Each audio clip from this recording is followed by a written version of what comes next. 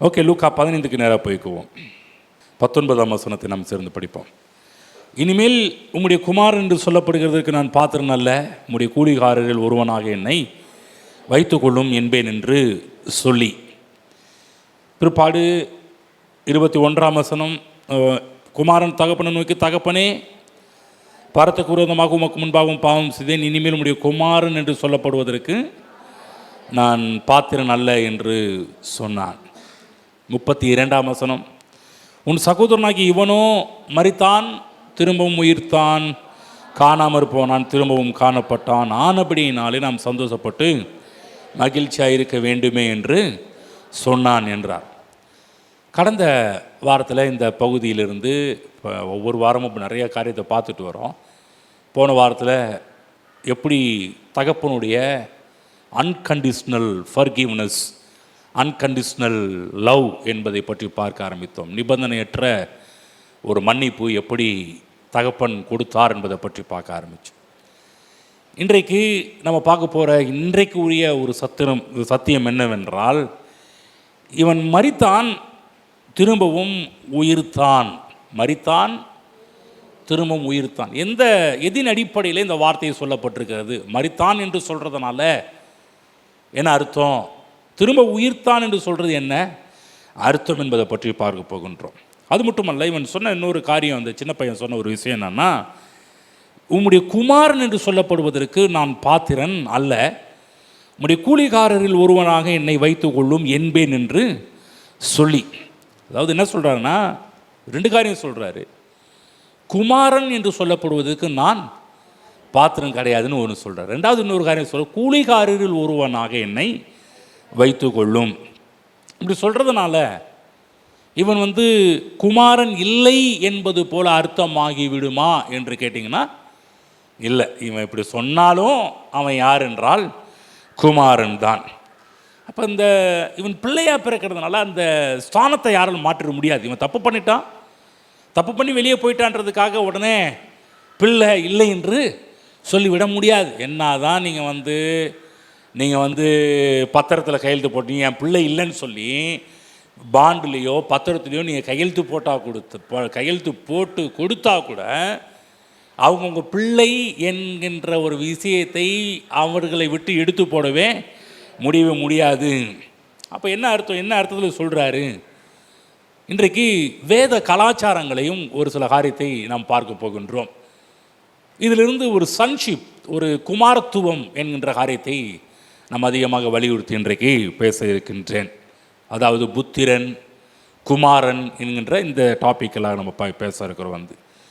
இந்த கதையில் என்ன சொல்ல வராரு என்று சொன்னால், இந்த புத்திரத்துவத்தை பற்றி, இந்த குமாரத்துவத்தை பற்றி இயேசு கிறிஸ்து அதிகமாக இந்த பகுதியில் பேசப்படுகின்றதை நாம் பார்க்கின்றோம். இந்த புத்திரத்துவத்தை பற்றி பேசும்போது, குமாரத்துவத்தை பற்றி பேசும்போது, இதில் நம்முடைய ரட்சிப்பை பற்றி பார்க்க போகின்றோம். பிதாவுக்கும் நமக்கும் இருக்கின்ற ஒரு உறவு எப்படி மீட்பிலே நமக்கு உண்டாயிருக்கிறது என்பதை பற்றி பார்க்க போகிறோம். 3 காரியங்கள். முதலாவது, இன்றைக்கு பார்க்க போகிற விஷயத்தில் 3 விஷயம் என்னென்னா, குமாரத்துவம் என்றால் என்ன அல்லது புத்திரத்துவம் என்றால் என்ன. ரெண்டாவது, நாம் குமாரர்களாக இருப்பதனால் நமக்கு கிடைக்கக்கூடிய பாக்கியம், சிலாக்கியம் என்ன. மூன்றாவது, இந்த குமாரர்களையும் என்று சொல்லக்கூடிய புத்திரர்களை தேவன் எப்படி ஒரே கூட்டமாக ஒன்றாக்குகிறார் என்பதை பற்றி, இந்த 3 காரியங்களை பற்றி தான் இன்றைய காலை வேளையில் நாம் தியானிக்க போகிறோம். முதலாவது, இந்த குமாரர்கள் அல்லது புத்திரர்கள் என்பவர்கள் யார் என்பதை பற்றி பார்க்க போகிறோம். சில பேர் கேட்குறாங்க, இது எங்களுக்கு தெரியாதா அப்படின்னு கேட்கலாம். ஆனால் நீங்கள் கொஞ்சம் நல்லா ஷார்ப்பாக கொஞ்சம் கேட்க ஆரம்பிச்சிங்கன்னா, நீங்கள் இந்த புத்திரத்துவத்தில் இவ்வளோ விஷயம் இருக்குதா என்கின்றத இந்த காலை வேளையில் உங்களுக்கே ரொம்ப ஆச்சரியப்படக்கூடிய அளவுக்கு இவைகள் உங்கள் காதிலே ஒலிப்பதை நீங்கள் பார்க்க ஆரம்பிப்பீர்கள். இந்த இடத்துல சொல்கிறாரு, அப்பா மரித்தான், உயிர்த்தான் என்று சொல்லக்கூடிய ஒரு வார்த்தை பார்க்குறோம். இந்த பையனும் பார்த்தீங்கன்னா குமாரன் என்று சொல்லப்படுவதற்கு, உம்முடைய குமாரன் என்று சொல்லப்படுவதற்கு நான் பாத்திரன் இல்லை, கூலிக்காரர்கள் ஒருவனாக வைத்து கொள்ளும் என்று சொல்கிறான். இவன் மரித்தான் என்று சொல்கிறாரு அப்பா, அதனால இவன் செத்துட்டானா என்று பார்த்தீங்கன்னா இவன் சாகவில்லை. அப்புறம் எப்படி அப்பா சொல்கிறார் மரித்தான் உயிர்த்தான்னு சொல்கிறாரு? செத்து போயிட்டானா? அப்போ அதனுடைய அர்த்தம் என்ன? அப்போ வேறு அர்த்தம் இருக்குது. அப்போ அந்த வேறு அர்த்தம் என்ன என்பதையும் நம்ம என்ன பண்ண போகிறோம், பார்க்க போகின்றோம். ஒரு குமாரன் என்று சொன்னாலே முக்கியமாக வரக்கூடிய ஒரு காரியம் பொறுப்பு, கடமைகள், தகுதி. நீ குமாரர்கள் பிள்ளைகள்னு பிறந்துட்டாலே, பிள்ளைகள் என்று சொன்னாலே, பிள்ளைகள் என்று சொன்னால் அப்படி சும்மா கிடையாது பாருங்க, இது பேர் கிடையாது. இல்லை என் பிள்ளை, இவங்க பிள்ளை, அவங்க பிள்ளை. இன்றைக்கு எப்படி இந்த குமாரர்கள் புத்திரர்கள் என்று சொல்லுவோம், இன்றைக்கு ட்ரெண்டில் எப்படி இருக்குதுன்னா, ஏதோ பேருக்கு ஒரு பிள்ளை, இந்த இன்னாருடைய பிள்ளை, அவங்களுடைய பிள்ளை என்று சொல்கிறதுக்கு மட்டும்தான் இன்றைய கலாச்சாரத்தில் ஏதோ ஒன்லி நேம், அடையாளம், ஐடென்டிஃபை, அவ்வளோதான். இவங்க பிள்ளைங்க அவங்க பிள்ளைங்க என்று சொல்கிறதுக்கு மட்டும்தான் மக்கள் வந்து குமாரத்துவத்தை அறிந்து வைத்திருக்கிறார்கள். ஆனால் வேதாகம காலகட்டத்தில் அப்படி கிடையாது, இன்றைக்கும் அப்படி கிடையாது. ஆனால் இன்றைக்கு குமாரத்துவம் எப்படிப்பட்டதாக இருக்குதுன்னா, ஒன்லி பேருக்கு மட்டும்தான் இருக்குது. இவங்க பிள்ளை, இன்னாருடைய பிள்ளை, அவங்க பிள்ளை என்பதற்கு மட்டும்தான் இன்றைக்கு இருக்கிறது. அப்போ உண்மையாகவே குமாரன் என்று சொன்னாலே என்ன அர்த்தம்? பொறுப்பு, கடமைகள், சில தகுதிகளும் இருக்கிறது என்பதை நாம் புரிந்து கொள்ள வேண்டும். ஆகவே தான் இவன் என்ன பண்ணுறான், உம்முடைய குமாரன் என்று சொல்லப்படுவதற்கு நான் பாத்திரன் அல்ல என்று சொல்லும்போது என்ன அர்த்தத்தை சொல்கிறான்? நான் வந்து ஒரு பொறுப்பு இல்லாதவனாக போயிட்டேனே, என்னுடைய கடமைகளை நான் செய்யாமல் போயிட்டேனே, என்னுடைய தகுதியெல்லாம் நான் மீறி போயிட்டேனே என்கின்ற அர்த்தத்தில் தான் நான் உம்முடைய குமாரன் என்று சொல்லப்படுவதற்கு நான் பாத்திரன் அல்ல. என்ன சொல்ல போனால், என் தகுதியை நான் நிறைவேற்றாமல் போயிட்டேனே, பிள்ளை என்கின்ற அந்த விஷயத்துக்கு நான் ஒரு அர்த்தம் கொடுக்காதவனாக போய்விட்டேனே என்ற ஒரு ஃபீல் பண்ணுறதை நம்ம பார்க்குறோம். அப்படிப்பட்ட குமாரனாக நான் நடந்து கொள்ளவில்லையே என்ற ஒரு ஆதங்கம் இந்த இளையவனுக்குள்ளாக வந்ததை நாம் பார்க்கின்றோம். அதாவது ரெண்டு பேருமே தான் சொல்கிறாங்க, என்னென்னா நான் செய்ய வேண்டிய ஒரு காரியத்தை சரியா செய்யவில்லை. இவர் இப்படி சொல்கிறதா, அப்பா நான் சொல்கிறேன், மரித்தான் திரும்பவும் உயிர்த்தான். ரெண்டுமே ஒரே மேட்ரு தான், ஒரே விஷயந்தான். குமாரன் என்று சொல்லக்கூடிய அந்த தகுதியெல்லாம் அவன் செய்யாமல் போனதுனால அவன் வந்து ஒரு மரித்தவனாக போயிட்டான். இப்போ உயிர்த்தான் என்று சொல்லும்போது என்ன அர்த்தம்னா, அந்த குமாரன் என்ற அந்த அர்த்தத்தை புரிந்து கொண்டு இப்போ வாழும்படிக்கு வந்திருக்கிறானே என்ற அர்த்தத்தில் தான் அப்பா சொல்ல மரித்தான், இப்பொழுது அவன் உயிர்த்தான் என்று சொல்லப்பட்டிருக்கிறது. அதாவது அன்றைய கலாச்சாரத்தின்படி இன்றைக்கு குமாரன் என்று சொல்லப்படுவதற்கு ரொம்ப வித்தியாசம் இருக்குது. அன்னைக்கெல்லாம் அதில் இருக்கின்ற கடமை, பொறுப்பு அதெல்லாம் பார்க்க ஆரம்பித்தேன். இன்றைக்கி ஒன்லி நேம், ஒன்லி ஒரு பேர், இன்னாருடைய பிள்ளை, அவங்களுடைய பிள்ளை, இவங்களுடைய பிள்ளைகள் என்று சொல்லப்படுவதற்கு மட்டும்தான் அது தகுதியாக இருக்கின்றது. அப்போ குமாரன் என்று சொல்லக்கூடிய ஒரு வார்த்தையை நம்ம வந்து ஒரு மேலோட்டமாக எடுத்துக்கொள்ளக்கூடாது. இங்கே இருக்கிற எல்லாரும் புரிஞ்சுக்கணும். யாருமே பார்த்தீங்கன்னா அதை வந்து மேலோட்டமாக எடுத்துக்கொள்ளக்கூடாது. இது வந்து ஒரு ஆழமான ஒரு காரியம்தான் குமார் என்று சொல்லப்படுகின்ற ஒரு காரியம். ஆகவே இதை நல்லா புரிஞ்சு வச்சுக்கணும். குமாரத்துவத்தில் ரெண்டு விஷயம் அடங்கியிருக்கு. முதலாவது என்னென்னா, இந்த குமாரத்துவத்தில் புத்திரத்துவத்தில் அடங்கியிருக்கின்ற ரெண்டு விஷயம் என்னென்னா, முதலாவது பொறுப்பு, கடமை இதில் இருக்கின்றது. அதாவது பொறுப்பு, கடமை என்று என்னன்னா, அந்த நாட்களில் பிள்ளைங்க அந்த குடும்பத்தின் பெயரை சுமக்கிறவர்களாக காணப்பட வேண்டும். சும்மா வந்து ஐடென்டிஃபைக்காக பிள்ளை, இவங்க பிள்ளை, அவங்க பிள்ளைன்னு சொல்கிறதுக்காக பிள்ளைங்க கிடையாது பாருங்கள். உண்மையாகவே பிள்ளைங்க என்று சொன்னாலே அந்த குடும்பத்தின் பெயரை சுமந்து செல்கிறவனாக காணப்பட வேண்டும். இன்னும் சொல்லப்போனால் அந்த குடும்ப பெயருக்கு ஒரு பொறுப்பாளியாக இருக்க வேண்டும்.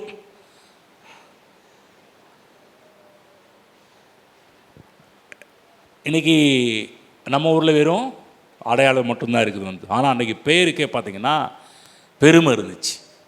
குமாரன்னு சொல்லப்படுறதுக்கு அவ்வளோ பெருமை இருந்துச்சு. அந்த பெயரில் தான் அந்த குடும்பத்தின் மதிப்பு காணப்பட்டுச்சு. நீங்கள் இன்னாருடைய பிள்ளை அப்படின்னு சொல்கிற பேர்களில் நீங்கள் இவங்களுடைய பிள்ளைனாலே அந்த குடும்பத்துக்குரிய தனி ஒரு மதிப்பு தெரிய ஆரம்பித்தது.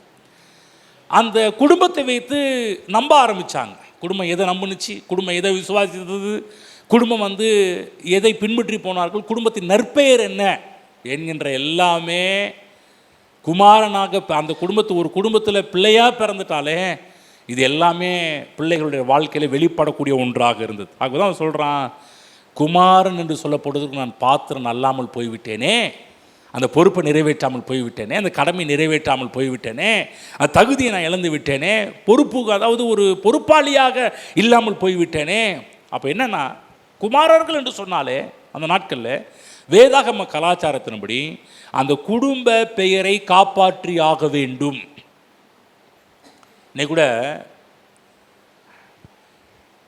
ஒரு வழக்க சொல் பார்த்தீங்கன்னா, ஐயோ குடும்ப பேரை கெடுத்துட்டானே, ஏதாவது பிள்ளைங்க ஏதாவது தப்பு பண்ணால், இன்றைக்கெல்லாம் அதெல்லாம் ஒரு கேஷுவலாக போயிடுச்சு. அவன் என்ன பண்ணால் ஏதுப்பா அதெல்லாம் இல்லை இன்றைக்கெல்லாம். ஆனால் உண்மையாகவே சில இடத்துல பார்த்தீங்கன்னா, ஐயோ குடும்பத்தின் பேரை அவமானப்படுத்திட்டானே, குடும்பத்தை கெடுத்துட்டானே. அதாவது பிள்ளைங்க தப்பு பண்ணால் பெரியவர்கள் சொல்கிற ஒரு பொதுவான ஒரு கருத்து, குடும்ப மானத்தை கப்பலேற்றிட்டானே, குடும்ப கௌரவத்தை ஒன்றும் இல்லாமல் ஆக்கிட்டானே, குடும்பத்தை இப்படி ஆக்கிட்டானே என்று தான் நல்ல ஒரு ஞானம் உள்ளவங்க, கொஞ்சம் விவரம் உள்ளவங்கெல்லாம் சொல்கிற ஒரு வார்த்தை இப்படி தான் பேச ஆரம்பிப்பாங்க. பிள்ளைங்க தப்பு பண்ணால் அவ விட்டுறது கிடையாது. குடும்ப பேரை இப்படி ஸ்பாயில் பண்ணிட்டானே, பேரை கெடுத்துட்டானே, குடும்ப பேரை கெடுத்துட்டானே, கௌரவத்தை கெடுத்துட்டானே. அப்போ நல்லா கவனிக்கணும், பிள்ளைகள் என்று சொன்னாலே குடும்பத்தின் பொறுப்பு அவர்கள் மேல் இருக்குது, கடமை இருக்குது, தகுதி இருக்குது. குடும்பத்தின் பெயரை காப்பாற்ற வேண்டிய ஒரு பொறுப்பு பிள்ளைகளுக்கு கொடுக்கப்பட்டிருக்கிறது. புரிஞ்சுச்சா? ஆனால் இன்னைக்கு என்ன இருக்குது, பிள்ளைகளுக்கு வெறும் பேர் மட்டும்தான். இவங்க பிள்ளை அவங்க பிள்ளைன்னு கிடையாதுங்க. சும்மா பேர் மட்டும் கிடையாது. நீங்கள் ஒரு குடும்பத்துக்கு பிள்ளையாயிட்டீங்கன்னா உங்கள் மேலே விழுந்த ஒரு கடமை என்னன்னா, அந்த குடும்பத்தின் பொறுப்பை, தகுதியை, கடமையை, நற்பெயரை காப்பாற்றக்கூடியவர்களாக இருக்க வேண்டும். ஆமென். பக்கத்துக்கு புரிஞ்சிச்சா ஏதாவது? ஓகேங்களா? முதல்ல இந்த விஷயத்தை நல்லா புரிஞ்சுக்கணும். இன்றைக்கெல்லாம் இன்றைய காலகட்டத்தில் இது இல்லை. பசங்களோ பிள்ளைகளோ கெட்டு போச்சுன்னா, தப்பான வழியில் போச்சுன்னா போயிடுறாங்க, அப்படியே போயிடுறாங்க. அந்த கொஞ்சம் கூட குடும்பத்தின் மேலே ஒரு அக்கறை கிடையாது. தான் தப்பு பண்ணால் இப்போ குடும்பம் அவமானப்பட போகுதே, குடும்பம் வெக்கப்பட போகுதே, குடும்பம் தலை குனிய போகுதே, குடும்ப கௌரவம் போக போகுதே, குடும்ப மானம் போக போகுதே. இதெல்லாம் இன்றைக்கு இருக்கிற காலகட்டத்தில் பிள்ளைகளுக்கு இருக்குதா என்பதை சற்று யோசித்து பார்த்தா அதெல்லாம் ஒன்றுமே இல்லை. கவனிச்சிருக்கீங்களா? நம்ம பிள்ளைங்க பண்ணுற கடாவடித்தனம் கொஞ்சம் இருக்கும் பாருங்கள், யோசிச்சு பாருங்கள். நமக்கு கொஞ்சம் கஷ்டமாக இருக்கும். அடா சில பேர் என் பேரை கெடுக்கிறதுக்குன்னே பிறந்திருக்கிறான், என் பேரில் குடும்ப பேரை கெடுக்கிறதுக்கு. ஆக தான் சொல்கிறேன், உன்னுடைய குமாரன் என்று சொல்லப்படுது நான் பாத்திரம் நல்ல என்று சொன்னார். என்ன ஐயோ நம்ம குடும்ப பேரையே கெடுத்துறேனேப்பா. ரெண்டாவது பொறுப்பு, முதலாவது குமாரர்கள் சொன்னாலே குடும்ப பெயரை காப்பாற்றியவர்களாக இருக்க வேண்டும். அதில் மிஸ்டேக் பண்ணாங்க. ரெண்டாவது இந்த புத்திரர்கள் என்று சொல்லக்கூடியவர்கள் யார் என்றால், குடும்ப தொழிலை தொடர்ந்து செய்கிறவர்களாக காணப்படக்கூடியவர்கள் தான் பிள்ளைகள் என்று சொல்லக்கூடியவர்கள். இந்த விஷயத்தை பற்றி பழைய ஏற்பாடு புதிய ஏற்பாடு ஆகிய 2 புஸ்தகத்திலையும் பார்த்தீங்கன்னா, பிள்ளைகள் எப்படி குடும்பத்தின் தொழிலை சுமந்து கொண்டு போகிறார்கள் என்பதெல்லாம் பற்றி நம்ம வேதத்தில் அதிகமாக பார்க்க ஆரம்பிக்கின்றோம். நான் போன வாரத்துக்கு முந்தின வாரம் சொன்ன ஞாபகம் இருக்குது பாருங்கள். மூத்துக்குமாரர்கள் என்று சொல்லக்கூடியவர்கள், அவர்களுக்கு சொத்தில் பார்த்தீங்கன்னா என்னதான் ஒரு 10 பேர் இருந்தாலும் 10 பேருக்கு சொத்து பிரித்தாலும் மூத்தவனுக்கு பார்த்தீங்கன்னா 2 பங்கு பிரிக்க ஆரம்பிப்பார்கள். ஏன் 2 பங்கு பிரித்தாங்க? அந்த குடும்பத்தின் பாரத்தை, குடும்பத்தின் தேவைகள், குடும்பத்தை ஒரு தகப்பன்ற ஒரு ஸ்தானத்தில் இருந்து கொண்டு குடும்பத்தின் பெயரை அவர்கள் காப்பாற்ற வேண்டும் என்பதற்காகவே கொடுக்கப்பட்டது. இன்னும் சொல்லப்போனால் யூத கலாச்சாரத்தின்படி பெண் பிள்ளைகளுக்கு சொத்தில் உரிமை கிடையவே கிடையாது. நம்ம நாட்டில் இன்றைக்கு பெண்களுக்கும் சொத்தில் சம உரிமை இருக்குதா? நம்ம ஊரில் இருக்குது. இப்போ நம்ம ஊரில் இதெல்லாம் பிரசங்கம் பண்ணணும்னு சொல்லி என்னங்க சொத்து இல்லைன்னு நான் சொல்கிறேன்னு சொல்லி நீங்களாம் என்ன பண்ணுவீங்க? ஏங்க வேத நம்மெல்லாம் பைபிள் ஃபாலோ பண்ணுறவங்க வேத கலாச்சாரத்தில் பெண்களுக்கு சொத்து உரிமை கிடையாது, சொத்தில் ஏதாவது பங்கு கேட்டு வந்தால் தொலைச்சி போடுன்னு சொன்னால் உங்களுக்கு எப்படி இருக்கும்? பைபிள் ஆச்சு இதை வார்த்தை நிப்பாட்டியா? நம்ம தமிழ்நாடு சட்டம் என்ன சொல்லுது? இந்தியன் சட்டம் என்ன சொல்லுது? சொத்தில் பெண் பிள்ளைகளுக்கும் சம உரிமை இருக்கிறதெல்லாம் வேண்டாம் சொல்லி என்ன பண்ணுவீங்க? கேஸ் போட ஆரம்பிப்பீங்க, வைக்கல வச்சு பார்க்க ஆரம்பிப்பீங்க. எங்கெங்கெல்லாம் சொத்து இருக்குது என்பதை நீங்கள் அப்பாவுக்கு தெரியுது, அந்த சொத்து உள்ளவங்க தெரியுது, உங்களுக்கு எல்லாம் நல்லா தெரிஞ்சு வச்சு கிளைம் பண்ணுவீங்க. எங்கெங்கெல்லாம் நீங்கள் போகணுமோ அங்கெங்கெல்லாம் போய் பார்க்க ஆரம்பிப்பீர்கள். ஆனால் அந்த சமுதாயத்தில் அது இல்லை. ஆனால் நம்முடைய கலாச்சாரத்தில் சரி சமம் என்பது இருக்கின்றது. அப்போ என்னன்னா, சில இடத்துல இப்படி பண்ணுறது, யூத கலாச்சாரத்தில் இப்படி பண்ணுறது ஒரு பட்சபாதம் காண்பிக்க. என்னங்க மூத்தவனுக்கு போய் 2 பங்கு கொடுக்குறீங்க, மற்றவங்களுக்கெல்லாம் இப்படி பண்ணுறீங்களே, உங்களுக்கு பார்சியாலிட்டி பார்க்குறது மாதிரி தெரியலையா என்றெல்லாம் யூத கலாச்சாரத்தின் அடிப்படையில் பார்க்கும்போது நமக்கு என்ன தெரியும்? பார்சியாலிட்டி பார்க்குறது போல் தெரியும். என்னங்க மூத்தவனுக்கு இவ்வளோ கொடுக்குறீங்களே அப்படின்னு சொல்லிட்டு.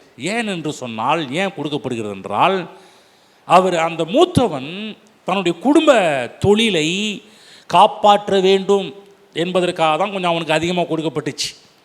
அவன் அவன் அவன் மட்டுமல்லாமல் அவனோடு சேர்ந்து இருக்கிற மற்ற எல்லா சகோதரர்கள் எல்லாரும் சேர்ந்து என்ன பண்ணணும்னா அந்த குடும்ப தொழிலை காப்பாற்ற வேண்டும். குடும்ப பேரை காப்பாற்றுவது மட்டும் இல்லை, குடும்ப தொழிலையும் காப்பாற்ற வேண்டும். அதுதான் பாருங்க, அவன் தன்னுடைய ஆஸ்திகளை பங்கிட்டு கொடுத்தான் என்று பைபிளில் போடப்பட்டிருக்குது. என்னன்னா, ஏன் பங்கிட்டு கொடுக்குறாங்கன்னா, அதை அவர்கள் பெருக்க வேண்டும். பிள்ளை சொத்தை கொடுக்குறாங்கன்னா சொத்தை என்ன பண்ணணும், சும்மா வச்சு பெருக்கணும். நீங்கள் பெருக்கவில்லை என்றால் என்னாங்கன்னா கடைசியில் அந்த இடத்துல ஒரு சொத்து இல்லாமல் போயிடும். யோசிச்சு பாருங்கள். இப்போ யூத கலாச்சாரத்தின்படி இப்போ நிறைய சொத்து இப்போ எனக்கு இருக்குன்னா பிள்ளைகளை பிரித்து கொடுக்குறேன். பிள்ளைகளை பிரித்து கொடுத்து பிற்பாடு அவங்க என்ன பண்ணணும், இல்லைங்க அதை உட்காந்து சாப்பிட்லாங்க, எங்கள் அப்பாவுக்கு இவ்வளோ சொத்து இருக்குதுங்க, அது என் தலைமுறை 2 தலைமுறை 3 தலைமுறை 4 தலைமுறை உட்காந்து சாப்பிட்டா கூட முடியாதுங்க, தீர்க்க முடியாதுன்னு சொல்லிட்டு நீ ஒன்றுமே செய்யாத ஆளாக இருந்தீங்கன்னா சொத்து என்ன ஆகும் தெரியுங்களா, ஒரு 3-4வது தலைமுறையில் எல்லாமே சொத்து காலியாக போயிடும். அடுத்த தலைமுறைகளுக்குன்னு சொத்து போகவே போகாது. இப்போ கவனிங்க, எதுக்காக சொத்தை பிரித்து கொடுத்தாங்க, சொத்து ஏன் கொடுக்க ஆரம்பித்தாங்க? இந்த தொழில், குடும்ப தொழில் என்று ஒன்று இருக்கிறது. தொழிலை காப்பாற்றி காப்பாற்றி காப்பாற்றி நான் எப்படி இந்த தொழிலை உன்ட்ட கொடுத்தனோ, சொத்தை பிரித்து கொடுத்தனோ, அதே போல் நீ இந்த குடும்ப பிசினஸை நிறைய செய்து செய்து செய்து செய்து தான் நீ என்ன பண்ணணும், உன் காலகட்டத்தில் உன் பிள்ளைகளுக்கு பிரித்து கொடுக்கணும். உன் பிள்ளைங்க என்ன பண்ணணும், காலங்கள் ஆக ஆக அவர்கள் பிள்ளைகளுக்கு பிரித்து கொடுத்து கொண்டே இருக்க வேண்டும். ஒன்று பேரை காப்பாற்றணும், 2வது தொழிலை காப்பாற்ற வேண்டும். ஆனால் இன்றைக்கெல்லாம் நம்ம ஊரில் பார்த்தீங்கன்னா சொத்தை வாங்கிட்டு விற்று சாப்பிட்டு ஏப்ப விட்டு போயிடுறாங்க. என்னய்யா, போன வருஷம் தான் உங்கள் அப்பா சொத்து பிரித்து கொடுத்தாரு, என்னாச்சு? சேலத்தில் அப்படி தான் பாருங்கள். எங்கள் ஏரியாவில் ஒருத்தர் சொத்தை விற்றார், 85 லட்சத்துக்கு விற்றார். எல்லாம் இதுலேயே போச்சு எல்லாமே. யோசிச்சு பாருங்க, இன்னைக்கு இருக்கிறாங்களா? இன்னைக்கு இப்படிப்பட்ட ஆட்கள் இருக்கிறாங்களா? சொத்தை பிரித்து கொடுத்தோனையும் எப்படி அதை செலவு பண்ணலாம், எப்படி வீணடிக்கலாம், எப்படி அதை அனாவசியமான செலவுகளுக்கு பயன்படுத்தலாம் என்று தான் யோசிக்கிறார்கள் ஒழிய, சொத்து கொடுத்தாங்கன்னா அதை வைத்து எப்படி இன்னும் இன்க்ரீஸ் பண்ணலாம், பெருக்கலாம் என்று யாரும் யோசிக்கிறதே கிடையாது. நல்லா கவனிக்கணும் தேவ பிள்ளைகளே. இன்றைக்கி உங்கள் பெற்றோர்களுக்கு சொத்துக்கள் நிறையா இருந்துச்சுன்னா உங்களுக்கு ஏதாவது பிரித்து கொடுப்பார்கள் என்றால் நீங்கள் ஏதோ வச்சு அதை காலியாக்குறதுக்காக பிரித்து கொடுக்கணும் அந்த எண்ணம் கிடையாது. ஒருவேளை சொத்து கொடுத்தாங்கன்னா அதை வைத்து எப்படி இன்னும் பெருக்கி இன்னும் என்னுடைய அடுத்த ஜென்ரேஷனுக்கு அதே காரியத்தை சொல்லி கொடுக்குறவனாக இருக்கணும். இல்லை, இப்போ இதை பாருப்பா, இதை நீ மட்டும் சாப்பிட்டு ஏன் போடுறதுக்காக கிடையாது, நீ என்ன பண்ணணும், இதை சொத்தை பெருக்க வேண்டும். புரியுது என்ன சொல்கிறேன்னு?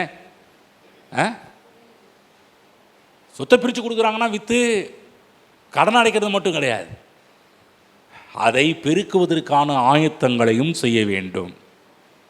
அன்றைக்கு நேரத்தில் பாருங்கள், அன்றைக்கு இருக்கிற தலைமுறைகள் தங்களுடைய சொத்துக்களை இப்படி செய்ததுனால தான் தலைமுறையாக அவருடைய குடும்ப பெயரும் காப்பாற்றப்பட்டது, குடும்ப தொழிலும் காப்பாற்றப்பட்டது. வேதம் சொல்கிறது, யோபு பற்றி சொல்லும்போது யோபுவுக்கு ஆடு மாடுகள் எல்லாம் இருந்தது. எதுக்கு இப்படி வேதம் ரெக்கார்ட் பண்ணப்பட்டிருக்குது? இந்த ஆடு மாடுகள் யோபின் காலகட்டத்தில் எப்படி திரளாக இருந்தோ அதே போல் அவங்க பிள்ளைகளும் எழும்பி என்ன பண்ணணும், அந்த ஆடு மாடுகளை திரளாக்க வேண்டும், பெருக்க வேண்டும் என்பதுதான் தேவ திட்டமாக இருந்தது.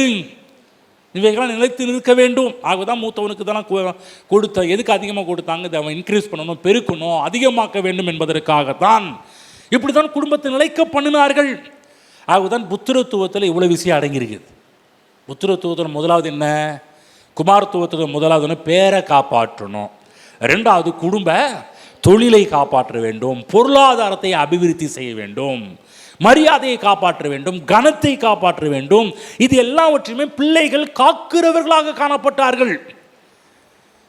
அது புதிய ஏற்பாட்டில் கூட பவுல் நம்மளை பற்றி சொல்லும்போது கூட என்ன சொல்றாருன்னா, நாம் புத்திரராய் இருக்கிறோம் என்ற ஒரு வார்த்தையை சொல்றார். நம்ம எல்லாரும் புத்திரர். ஆமென். புத்திரர் என்றால் என்ன? சுதந்திரவாளிகள். ஆமென் சொல்லுங்க, நான் சுதந்திரவாளி. ஆமென். பிள்ளைகள் என்று சொன்னாலே, குமாரர்கள் என்று சொன்னாலே நல்லா புரிஞ்சு, சுதந்திரவாளிகள். நமக்கு சொத்துக்கள் நம்ம எப்படி பயன்படுத்த வேண்டும் என்பதற்காகவே, அதை பெருக்க வேண்டும் என்பதற்காகவே கர்த்தர் நம்மை புத்திரர்களாக, குமாரர்களாக தேவன் நம்மளை உருவாக்கி வச்சிருக்கிறார். படிப்போம், கலாத்தியர் புஸ்தகம் போவோம். கலாத்தியர் 3ஆம் அதிகாரம் எடுத்துக்கோங்க. அங்கே பவுல் கொஞ்சம் எவ்வளோ பெரிய வெளிப்பாட்டை கொடுக்குறாரு பாருங்கள். நம்மை பற்றி சொல்கிறார். கிறிஸ்து இயேசுவுக்குள்ளாக இருக்கின்ற நம்மை பற்றி அவர் என்ன எழுதி வச்சிருக்கிறார் இன்றைக்கு படிக்கலாம். எடுத்துக்கொள்ள 26ஆம் அதிகாரத்துக்கு போய்க்குங்க. எதற்காக தேவன் அவருடைய காரியத்தெல்லாம் நம்ம கொடுக்க வேண்டும் என்பதற்காக புத்தகமாக வச்சிருக்கிறார். 26லேருந்து படிப்போம். எடுத்துக்கிட்டீங்களா? நீங்கள் எல்லாரும் எடுத்து படிப்போம். நீங்கள் எல்லாரும் கிறிஸ்து இயேசுவை பற்றும் விசுவாசத்தினாலே தேவனுடைய புத்திரராய் இருக்கிறீர்களே. நீங்களாம் யாரா? தேவனுடைய புத்திரராய் இருக்கிறீர்களே. நல்லா கவனிச்சுக்கணும். நீங்கள் எல்லாரும் யாரு? தேவனுடைய புத்திரர். பக்க சொல்ல, நீங்கள் தேவனுடைய புத்திரர், தேவனுடைய பிள்ளைகள். ஆமென். நல்ல இந்த எண்ணம் நம்ம விட்டு அகன்று போய்விடக்கூடாது. இந்த எண்ணம் நமக்கு எப்போதுமே இருக்கணும். நான் தேவனுடைய பிள்ளை. அதாவது கேட்கறதுக்கு ஒரு சாதாரண ஒரு வார்த்தையாக இருக்கும். ஆனால் ஆண்டுடைய பிள்ளைங்க அது பெரிய, அதெல்லாம் பெரிய ஒரு வார்த்தையா? நல்லா கவனமாக கேளுங்க. நான் ஆண்டுடைய பிள்ளை என்கின்ற ஒரு வெளிப்பாடு உங்கள் உள்ளே வந்துருச்சுன்னா இந்த பூமியில் நீங்கள் ஒரு சாதாரண ஒரு ஆள் மாதிரி நீங்கள் வாழ மாட்டீர்கள். அந்த நாட்களில் பாருங்கள், ஏராளமான அடிமைகளும் இருந்தார்கள். பவுல் சொல்ல ஒரு சபைன்னு எடுத்துக்கிட்டாலே அந்த சபையில் வந்து ஏகப்பட்ட பேர். இன்னைக்கு கூட எடுத்துக்கங்க, நம்ம சபையை எடுத்துக்கங்க, இங்கே நிறைய பேர் வந்திருக்கிறீங்க. எல்லோரும் ஒரே இனம் கிடையாது, ஒவ்வொரு இனத்தை சேர்ந்தவர்கள் இருக்கிறீங்க. நாம் கிறிஸ்து இயேசுவுக்குள்ளாக புத்திரர்களாக இருக்கின்றோம் என்கின்ற வெளிச்சம் நமக்குள்ளாக இருக்க வேண்டும். நாம் அடிமை இல்லை. அப்போ நல்லா புரிந்து கொள்ள வேண்டிய ஒரு காரியம் என்னவென்றால், தேவனுடைய சொத்துக்களுக்கு சுதந்திரவாளிகளாக இங்கே இருக்கிற ஒவ்வொருவரையும் தேவன் உருவாக்கி வச்சிருக்கிறார். அப்போ என்ன சொல்கிறாரு? நம்ம வந்து வேதாகம கலாச்சாரத்தை பின்பற்றும்படி சொல்கிறாரா? இல்லை. என்ன சொல்கிறாருன்னா, பிள்ளையினுடைய பொறுப்பை எடுத்து காண்பிக்கிறார், பிள்ளையினுடைய கடமையை எடுத்து காமிக்கிறாரு, பிள்ளையினுடைய தகுதியை எடுத்து காமிக்கிறாரு. கலாச்சாரத்தை பின்பற்ற சொல்லலை. பிள்ளை என்றால் யார் என்கின்ற ஒரு காரியத்தை எடுத்து சொல்கிறார். ஒருவேளை கலாச்சாரத்தை நம்ம போதித்தால் வேதாகமம் ஆணாதிக்கம் நிறைந்த ஒரு புஸ்தகமாகவே நாம் எண்ணப்பட வேண்டிய ஒரு நிலைமை உருவாக ஆரம்பிக்கும். வேதாகம கலாச்சாரத்தை போதித்தால் பெண்களை இழிவாகவே பேசப்படுகின்ற ஒரு காரியமாக மாற்றப்பட்டுரும். நம்ம வேதத்தில் இப்படி சொல்லப்பட்டிருக்கு என்பதை போதித்து அங்கிருந்து கிறிஸ்துவை நாம் காண்பிக்க தான் நாம் எல்லா பிரயாசத்தையும் எடுக்கின்றோம். வேதத்தில் கூட பாருங்கள், சில இடத்துல சில விஷயத்தெல்லாம் படித்து பார்த்தாலே சில பேருக்கு பிடிக்கிறது கிடையாது. என்னங்குது? ஆணாதிக்கத்தை போதிக்குது. ஒன்றும் இல்லை, இயேசு கிறிஸ்து 5 அப்பத்தையும் 2 பேரையும் பங்கிட்டு கொடுக்கும்போது எத்தனை பேருக்கு பங்கிட்டு கொடுத்தாரு? 5000 பேருக்கு. ஆனால் அதுக்கு என்ன போடப்பட்டிருக்குது? புருஷர்கள் மட்டும் 5000 பேராக இருந்தாங்க. அப்போ எங்கேயா போச்சு? பெண்கள் என்ன பண்ணலாம்? வாதம் பண்ண வரலாம் இல்லைங்களா? என்னங்க எங்களை எங்கே விட்டீங்க? கேட்க வரலாமா? நீங்களாம் நான் கேட்க வரலாமா? வரலாம், வரக்கூடாதா? ஏங்க பைபிள் என்ன புருஷர்களை மட்டும் இன்க்ளூட் பண்ணி எதுக்கு எங்கள் பெண்களை அந்த இடத்துல வந்து ஏன் சேர்க்கல? பிள்ளைகளை ஏன் சேர்க்கல? கவனமாக கேளுங்க. வேதாகம காலகட்டத்தில் பெண்களை வந்து அவர்கள் கணக்கில் சேர்க்க மாட்டாங்கன்னு சொல்ல, பிள்ளைகளையும் ஒன்று கணக்கில் கொண்டு வரக்கூடிய ஒரு ஆளாக இல்லை. நான் ஒன்று சொல்கிறேன், வேத காலகட்டத்தில் இப்படி இருந்தால் இயேசு கிறிஸ்து பெண்களை மதிக்காமல் போனாரா என்று நீங்கள் பார்த்தீங்கன்னா, இயேசு கிறிஸ்து பெண்களுக்கு ரொம்ப ரெஸ்பெக்ட் பண்ணுற ஒரு ஆளாக இருந்தார். ஆமென். பைபிளை படித்து பார்த்தா பெண்களுக்கு அவ்வளோ மதிப்பு கொடுக்குறார், பெண்களுக்கு அவ்வளோ மரியாதை கொடுக்குறார். இன்னும் சொல்லப்போனால் இயேசு கிறிஸ்துடைய டீம்லேயே பார்த்தீங்கன்னா அதிக பெண்கள் உடன் ஊழியக்காரராக இருந்திருக்கிறாங்க, வந்து ஊழியம் செஞ்சுருக்கிறாங்க. ஆஸ்திகளாலாம் பணங்களாலாம் மிகப்பெரிய ஊழியத்தெல்லாம் பெண்கள் செய்திருக்கிறார்கள். ஆகவே வேதாகம கலாச்சாரம் அப்படி போதிக்கிறதுனால இயேசு கிறிஸ்து அந்த கலாச்சாரத்தை உள்ளே கொண்டு வந்தாரா? இயேசு கிறிஸ்து என்ன பண்ணார்? பெண்களை மதித்தார். அது மட்டும் இல்லை, பிள்ளைகளையும் வேதாகமம் ஒரு பொருட்டாக எடுத்துக்கல. ஆனால் இயேசு கிறிஸ்து பாருங்க, ஒரு இடத்துல சொன்னார், பிள்ளைகளை என்னிடத்தில் வருவதற்கு தடை செய்யாதீர்கள்னு சொன்னார். அப்போ என்ன அர்த்தம்? யூத கலாச்சாரத்தில் பிள்ளைகளை தடை செய்திருந்தார்கள். ஆகவே இயேசு கிறிஸ்து சொல்றாரு, பிள்ளைகளை என்னிடத்தில் வருவதற்கு தடை செய்யாதிருங்கள். அப்போ தடை செய்யாதிருங்கள்னு என்ன அர்த்தம் புரிஞ்சுக்கிட்டாலும் நீங்கள் என்ன புரிஞ்சுக்கணும்? யூத கலாச்சாரத்தில் ஒரு பிள்ளைகள் ஒரு பெரிய ஒரு இடத்துக்கு வருவது தடை பண்ணப்பட்டிருக்கிறது என்கின்றதெல்லாம் இருந்திருக்கிறது. இயேசு கிறிஸ்து உயிர் தெழுந்த உடனே அந்த நியூஸ் யாருக்கு அறிவிக்கப்படுதுன்னா, இயேசு கிறிஸ்து உயிர் தெழுந்தார் என்ற செய்தியே உங்கள் இனத்துக்கு தான் அறிவிக்கப்பட்டிருக்கு. ஆமென். புரியுதுங்களா? எவ்வளோ ஒரு கிரேட், எவ்வளோ ஒரு கனம் பண்ணி வச்சிருக்கிறார். அப்போ இந்த குமாரத்துவம் என்று சொல்கிறதுனால நல்லா நீங்கள் புரிஞ்சுக்கணும், என்ன சொல்ல வரன்றது புரிஞ்சுக்கணும். பிள்ளைகளை வந்து வான்னு சொல்லி கூப்பிட்றாரு, என்னிடத்தில் வர தடை பண்ணாதிருங்கள். அந்த பிள்ளைகிட்ட பேசுகிறார், அந்த பிள்ளைகளை அரவணைத்து கொள்கிறார். ஆனால் மற்றவங்களுக்கு உள்ளத்தில் பார்த்தீங்கன்னா சீசர்கள் கூட பார்த்தீங்கன்னா பிள்ளைகளை தடுத்து நிறுத்தியிருந்தாங்க. கூட இருக்கிற 12 அப்போஸ்தலர்களும் சீசர்களும் தடுத்து நிறுத்தியிருந்தாங்க. அவர் சொன்னார், அவங்க தடை பண்ணாதப்பா, விடு, வரட்டும், என்கிட்ட வரட்டும், விடு, பிள்ளைகளை தடை செய்யாதிருங்கள். அப்போ என்ன சொல்கிறேன்னா, அந்த கலாச்சாரத்தை சொல்கிறோம், ஆனால் அதை கடைபிடிக்க சொல்லலை. அதில் எப்படி இருந்தது என்கின்ற உள் அர்த்தங்களை நாம் கண்ணோக்கி பார்க்க வேண்டும். அதுதான் கலாத்தியர் 3:26 சொல்ற, நீங்கள் எல்லாரும் கிறிஸ்து இயேசுவை பற்றும் விசுவாசத்தினால தேவனுடைய புத்திரராய் இருக்கிறீர்களே. புரிஞ்சுக்குங்க, என்றைக்கு நாம் கர்த்தராக இயேசு கிறிஸ்து விசுவாசிக்க ஆரம்பித்தோமோ அன்றைக்கு நாம் பிள்ளைகளானோம். 28ஆம் வசனத்தின்படி நாம் எல்லாரும் சரிசமம், யூதன் என்றும் கிரேக்கன் என்றும் இல்லை, அடிமை என்றும் சுயாதீனன் என்றும் இல்லை, ஆண் என்றும் பெண் என்றும் இல்லை சொல்லிட்டாரு. ஆண்களுக்கு என்ன ஸ்லாக்கியமோ அதே ஸ்லாக்கியத்தை புதிய ஏற்பாட்டில் பவுல் சொல்கிறார், பெண்களுக்கும் கொடுக்கப்பட்டிருக்கிறது. ஆமென். புரியுதுங்களா? அப்போ நீங்களும் யார்? குமாரத்திகள் தான். குமாரர்கள்னு சொல்கிறதுனால இல்லை அவங்கள மட்டும் குமாரர்கள் சொல்லிருக்கு, எங்களோ இல்லைங்க, நீங்களும் குமாரத்திகள் தான் என்று புரிந்து கொள்ள வேண்டும். தேவன் எல்லாரையும் ஒரே மாதிரி தான் நடத்துகிறார். இந்த உலகத்தில் வந்து பாருங்கள், ஒருத்தருக்கு வெண்ணையும் ஒருத்தருக்கு சுண்ணாமும் கொடுப்பாங்க. ஆனால் தேவன் அப்படி கிடையாது. அவருடைய பார்வையில் எல்லாரும் சரி சமமானவர்களே. ஆமென். அதுதான் நீங்கள் வந்து வாதம் பண்ண வேண்டிய அவசியம் கிடையாது. என்ன வேதம் கலாச்சாரம் அப்படி போதிச்சாலும் இயேசு அப்படி நடந்துக்கிட்டாரா, இயேசு அந்த விதத்தில் நம்மோடு பழகினாரா என்று பார்த்தீங்கன்னா அப்படி கிடையாது. இன்னும் சொல்லப்போனால் வேத கலாச்சாரத்தில் இன்னொரு காரியமும் நடந்துச்சு. என்னென்னா, ராஜாக்களை மக்கள் கடவுள் மாதிரி நடத்த ஆரம்பித்தாங்க. இன்னும் சொல்லப்போ அந்த நாட்களில் பாரு, கடவுளுக்கு சிலையெல்லாம் வைக்க ஆரம்பித்தாங்க, ராஜாக்களுக்கு சிலையெல்லாம் வைக்க ஆரம்பித்தாங்க. ஏன் நம்ம ஊர்லேயும் தான் நடக்குது. அநேக அரசியல்வாதிகளுக்கு சிலையெல்லாம் வைக்கிறாங்களா? அரசியல்வாதிகளுக்கு என்ன, சினிமா நடிகைகளுக்கே சிலை கட்டி கோயில் கட்டி கும்பாபிஷேகம் வச்சு நடத்துகிற ஒரு ஊரில் தான் நம்மளும் வாழ்ந்துட்டுருக்குறோம். எவ்வளோ ஒரு கேவலமான ஒரு காரியம் நடக்குது பாருங்கள். இப்படிப்பட்ட ஒரு கலாச்சாரத்தில் தான் தேவன் என்ன வெளிப்படுத்துகிறார், இயேசு என்ன வெளிப்படுத்துகிறாரு. அந்த நாட்களில் ராஜாக்களை கடவுளாக வழிபட்டு இருந்த ஒரு வேறுபாடு காண்பித்த ஒரு இடத்துல இயேசு கிறிஸ்து எப்படி தேவன் தமக்கு வெளிப்படுத்துகிறார்னா, தேவனை தகப்பனாக நம்மை அவருடைய பிள்ளைகளாக எடுத்து காண்பிக்கிறார். அந்த கலாச்சாரத்தை உடைக்கிறார், அந்த பாரம்பரியத்தை உடைச்சி கொண்டு வர்றாரு. நீங்கள் பிள்ளைகள். இயேசுவும் அந்த மாதிரி நடந்துக்கிட்டாரு.